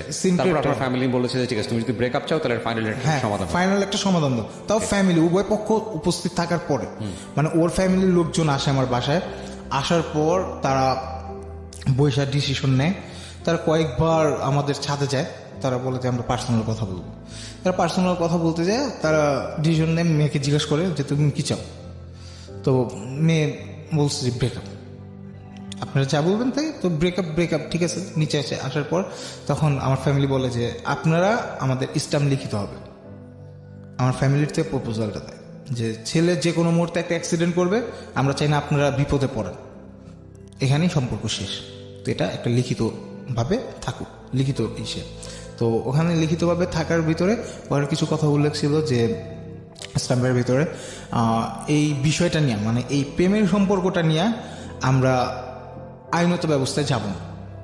এটা দুজনের সম্মতি ছিল যে আইনত ব্যবস্থায় আমরা কখনোই যাব না এই বিষয়টা নিয়ে। তো আমরা যাইও নাই, কারণ আমাদের কাছে ওরা আমাদেরকে প্রতারণা স্ট্যাম্পটা করছে। আপনার ফ্যামিলি অফার করলো কেন? স্ট্যাম্পটা আমার ফ্যামিলি অফার করছে ওই যে আমি যে কোনো টাইমে একটা অ্যাক্সিডেন্ট করতে পারি। তো এটা তো ওদের লাভ হয়েছে। এটা তো ওদের লাভের জন্য, আমার ফ্যামিলি টোটালি ওদেরকেই সাপোর্ট দিয়ে গেছে। আপনার সাইন নেওয়া হলো, ফ্যামিলির মেম্বারদের সাইন নেওয়া হলো যে স্ট্যাম্পটা আমি দেখেছি। হ্যাঁ, ওর সাইন ছিল, হ্যাঁ। সবার সাইন নেওয়া কত হতো। তারিখে ঘটলো স্ট্যাম্পের ঘটনাটা? এটা ঘটছে হলো আপনার জানুয়ারির 14 তারিখ 2017 সালে। 2017 সালে। তারপরে কি হলো? তারপরে কি হলো যে আমাদের তো ব্রেকআপ হয়ে গেল, তো আমাদের আর যোগাযোগ করার প্রয়োজন নেই। তো আমি ওর সাথে কন্ট্যাক্ট করি না। আমি নেহারের সাথে ফেসবুকে মেসেজ করি, তো নেহারের আইডি আবার ও চালায়, এটা আমি জানি না। তো আমাকে হঠাৎ 2 দিন পরে লেখছে কল। আমি কল দিলাম, কল দেওয়ার পর কি, তো আমি কিন্তু মনে মনে খুব খুশি যে ও আমার কাছে আবার ব্যাক করছে এই স্ট্যাম্প লেখার পরেও। স্ট্যাম্প লেখার পরও। তো আমাকে তখন ও বিস্তারিত ঘটনাই খুলে বল যে তখন ওর সাথে সোহেল নামে এক ছেলের সাথে সম্পর্ক ছিল, ভর্তি হওয়ার বিষয়ে যে 10,000 টাকা ছিল, সেই 10,000 টাকাও সোহেলের থেকে নেওয়া, এবং সোহেল ওরে ব্ল্যাকমেল করতেছে এখন যে তুমি যদি আমার কাছে বিয়ে না বসো তাহলে আমি তোমাকে ব্ল্যাক ম্যাজিক করবো, জান পান এই আবি যাবি জাদু টোনা এইসবের কথা বলতেছে, এইসব ব্ল্যাকমেল করতেছে। তখন ও আমাকে এগুলো বল। 22শে ফেব্রুয়ারি এটাকেই কেন্দ্র করে যে ছুটি 21শে ফেব্রুয়ারি, তো 22শে ফেব্রুয়ারি আমরা বিয়ে করব। আমরা কাজী অফিস গেলাম মিরপুর 11-তে। দুজন? হ্যাঁ, 2 জন। আমার সাথে আমার দোকানের স্টাফ ছিল, আর ওর সাথে ওর বান্ধবী ছিল। আমরা মিরপুর গেলাম, ওখানে যে যেরকম বিয়ে করব। তো কাগজপত্রের কিছু ত্রুটি ছিল, যার কারণে তাৎক্ষণিক ওখানে আর কি বিয়েটা করা পসিবল হয়। কিন্তু কাজে বলছিল যে আপনারা কালকে আসেন, কালকে আসলে বিয়েটা করি। তো ও বললো যে না, এখন যখন হয়েছে তো আমরা পরবর্তীতে করি। তো এই কথা বলার পর আমাদের বিয়েটা পোস্টপেন্ডিং হয়ে গেল। আর এতে কিন্তু ও আমার সাথে মনে করেন খুব ক্লোজলি সম্পর্ক হয়ে গেল, এবং আমি ওর প্রতি ফুল ট্রাস্টে চলে আসলাম। তো ট্রাস্টে চলে আসার পর আমাকে কিছু কথা বলে যে আমাদের যে ওই যে স্ট্যাম্পটা হয়েছিল তখন কি করা হয়েছিল, ওর ফুপু কি করছিল। ওর ফুপু নট ইম্পর্টেন্ট আমার জন্য, আমি গল্প লেসনের জায়গাতে আসতে চাই। আপনার সঙ্গে কি মেয়েটার সম্পর্ক আছে না শেষ হয়ে গেছে? আমার সাথে সম্পর্কটা শেষ হয়ে গেছে। ফাইন, কিভাবে শেষ হয়েছে সেই জায়গাটাও আমি যেতে চাই না। আপস এন্ড ডাউন ছিল। বিয়ে আপনি করেছেন পরবর্তীতে? না, বিয়ে আমরা আপনি করেননি, এবং আমি মনে করি এটা আল্লাহ আপনাকে হেল্প করেছে, directly help. Somehow you save yourself. এর জন্য আমি খুবই আল্লাহর কাছে লাখ লাখ শুকর, এবং আলহামদুলিল্লাহ। সেটা ওই সাইড থেকেও, বোথ সাইড থেকেও। আমি যেটা বুঝি, both side is an emotional fool game হয়েছে, আর কিচ্ছু হয় নাই। এটাই কিন্তু এক্সট্রিমলি কত বড় ক্ষতি হতে পারতো সেটা আমি একটু চিন্তা করে দেখেন। 3-3বার আপনি সুইসাইডের অ্যাটেম্প্ট করেছেন, কতটা ক্রেজি ছিলেন, ওই ফ্যামিলি কতটা টেনশনে ছিল যে ছেলেটা যদি কোনো কিছু করে ফেলে কতটা বিপদে হবে। এবং ইভেন আপনার ফ্যামিলি পর্যন্ত টেনশন ছিল ওদি ফ্যামিলির জন্য, মানে আপনার ক্রেজিনেসের কারণে, এবং ওই ফ্যামিলিকে সেভ করার জন্য স্ট্যাম্প পর্যন্ত করে। সো এই যে বিষয়গুলো দেখেন, এর চেয়েও ভয়াবহ ঘটনা কিন্তু এই ক্রেজিনেস থেকে আসে। বিশেষ করে টিনেজের এই যে প্রেম বা এই যে লাভ, ওয়ান সাইডেড হোক বা বোথ সাইডেড হোক, যেটাই আমরা করি না কেন, একটু হিসেবি হওয়াটা বোধহয় প্রয়োজন। আমি আমার কথা বলবো না, ও আজকে এখানে বলতে এসছে এবং বলেছে আমরা গল্পের একেবারে শেষ দিকে। আপনি কি বলতে চান? আপনি যে 1-1.5 বছরের যে এক্সপিরিয়েন্সটা, আপনার তো একসময় মনে হচ্ছে ওকে ছাড়া আপনি বাঁচবেন না, এবং যে কারণে আপনি বারবার সুইসাইড করতে গেছেন। এখন আপনি দিব্যি বেঁচে আছেন, আপনি কাজকর্ম করছেন, এবং আপনি একটু শুকর করেছেন যে আপনি ওকে বিয়ে করেননি। তো সময় সব কিছু হিল করে ফেলে। আপনার ক্ষেত্রে আমি বলবো যে খুব দ্রুতই হিল হয়েছে। জানুয়ারিতে এই বছরের জানুয়ারিতে ঘটেছে, কারো পরে 2-3 বছর লাগে রিকভার করতে, আপনি এত দ্রুত রিকভার করেছেন। আপনি কি ওই সময় দাঁড়ায় চিন্তা করতে পারতেন যে আজকের এই অনুষ্ঠানে এসে আপনি খুব ঠান্ডা মাথায় এই গল্পটা বলে মানুষকে অ্যাডভাইস করতে পারবেন যাতে করে এই ভুলটা না করে? আপনি কি ওই সময় চিন্তা করতে পারতেন যখন আপনি সুইসাইড চিন্তাই করতে পারতেন? চিন্তাই করতে পারতাম না। আমি যদি ওই পজিশনে থাকতাম তো এখানে আসার কখনোই আমার মাথায় থিঙ্ক আসতো না। আমি এটাই বলি, যারা আজকে ওই পজিশনে আছেন তারা জানেন না ভবিষ্যৎটা কতটা সুন্দর হতে পারে, ভবিষ্যৎটা কতটা শান্তিপূর্ণ হতে পারে। শুধু বিশ্বাস করতে হবে, হাল ছাড়া যাবে না। আপনি কি বলতে চান?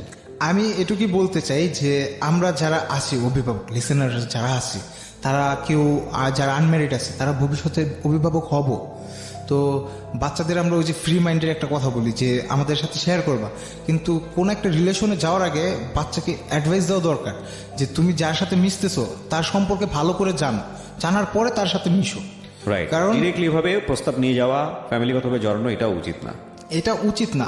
আর ওর ক্ষেত্রে যেটা ও এখন বর্তমানে আমি যে এই পর্যন্ত আসছি, ওর সাথে ব্রেকআপ হয়েছে আমার এপ্রিলের 6 তারিখ ওর বার্থডে রাতে ওর সাথে ব্রেকআপ হয়েছে ছোট্ট একটা কথা নিয়েই। তো হয়েছে পরে ব্রেকআপ আমি আর ওর করিনি। তারপর আবেগ যখন আমার মাঝে কাজ করতো তখন ওকে মেসেজ করতাম, ফোন করতাম যে রিলেশনটা আবার হোক এরকম আমি অনেক করছি। এর জন্য আমি ওর কাছে ক্ষমা হচ্ছে যে যা করছি তোমার বিরক্ত করছি তারপর আমি শেষ। ওর কাছে কয়েকবার আমি ক্ষমা চাইছি। আমরা আসলে কোনো ফ্যামিলিকেও এখানে অ্যাকিউজ করবো না। ও যার কথা এখানে বলেছে বা যাদের কথা বলেছে কোনো ফ্যামিলির প্রতি আমাদের ধরেন কোনো ধরনের আঙুল তোলার কোনো বিষয় নাই, কাউকে এখানে অভিযুক্ত করছি না। আমরা শুধু সিচুয়েশনটাকে বোঝানোর চেষ্টা করছি। কারো এখানে দুর্নাম হচ্ছে না, সুনামও হচ্ছে না, সেটা আমরা আমাদের অনুষ্ঠানের প্রথমেই বলে নিয়েছি। আমরা বলছি যে এই সময়ের ছেলেমেয়েরা এইসব কাজ করে এবং এতে করে ফ্যামিলি অনেক সময় ইনভলভ না হয়ে কোনো উপায় থাকে না, কিন্তু এটার পরিণতি ভালো হয় না। ধরুন হয়তো গেস্ট নাও হতে পারতো, হয়তো ছেলেটা শেষ পর্যন্ত সুইসাইড করেই ফেলতো, কিংবা মেয়েটার দিক থেকে হয়তো মেয়েটা এরকমভাবে কন্টিনিউয়াসলি যদি ওর কথা যদি সত্যি হয়ে থাকে, এরকমভাবে যদি আপস অ্যান্ড ডাউনের মধ্য দিয়ে যায়, কোনো ডিসিশন নিতে না পারে, তাহলে হয়তো ক্যারিয়ারের জন্য সেটা ভালো কিছু হবে না। এবং ওই মেয়েটাকে যদি আমরা এখানে পেতাম, সে হয়তো 1000টা কমপ্লেন সে তানভীরের এগেনস্টে দিতে পারতো, যে কারণে সে রিলেশনশিপে থাকেনি। সো সব কিছু মিলিয়ে একটা জায়গায় কারো কোনো অভিযোগ নেই, সেটা হচ্ছে বয়স এবং ইমোশনালি মানে গাধার মতো একটা সম্পর্ককে এতটা সিরিয়াসনেসের জায়গাটায় এত দ্রুত নিয়ে যাওয়া, এটা হচ্ছে সব জায়গা থেকে ভুল। পরিবারের জায়গা থেকেও ভুল এবং এদের জায়গা থেকেও ভুল। যে কোনো জিনিসই খুব ভালো যদি সেটার মধ্যে এক্সট্রিমনেস যদি না চলে আসে। ক্রেজিনেস লাইফটাকে কিল করে দেয়। ক্রেজিনেস যদি ভালোর জন্য হয়, ক্রেজিনেস যদি ক্যারিয়ারের জন্য হয়, ক্রেজিনেস যদি মানুষকে সেভ করার জন্য হয়, হিউম্যানিটির জন্য হয়, সেটা অ্যাপ্রিসিয়েটেড হয়। কিন্তু ক্রেজিনেস বাকি অন্য সব জিনিসের জন্যই ভয়ানক বিপদ নিয়ে আসতে পারে, সেটা আমাদের সবারই মনে রাখা উচিত। তাই আমি আরজে কিপ্টি আবারও ফিরবো। সবাই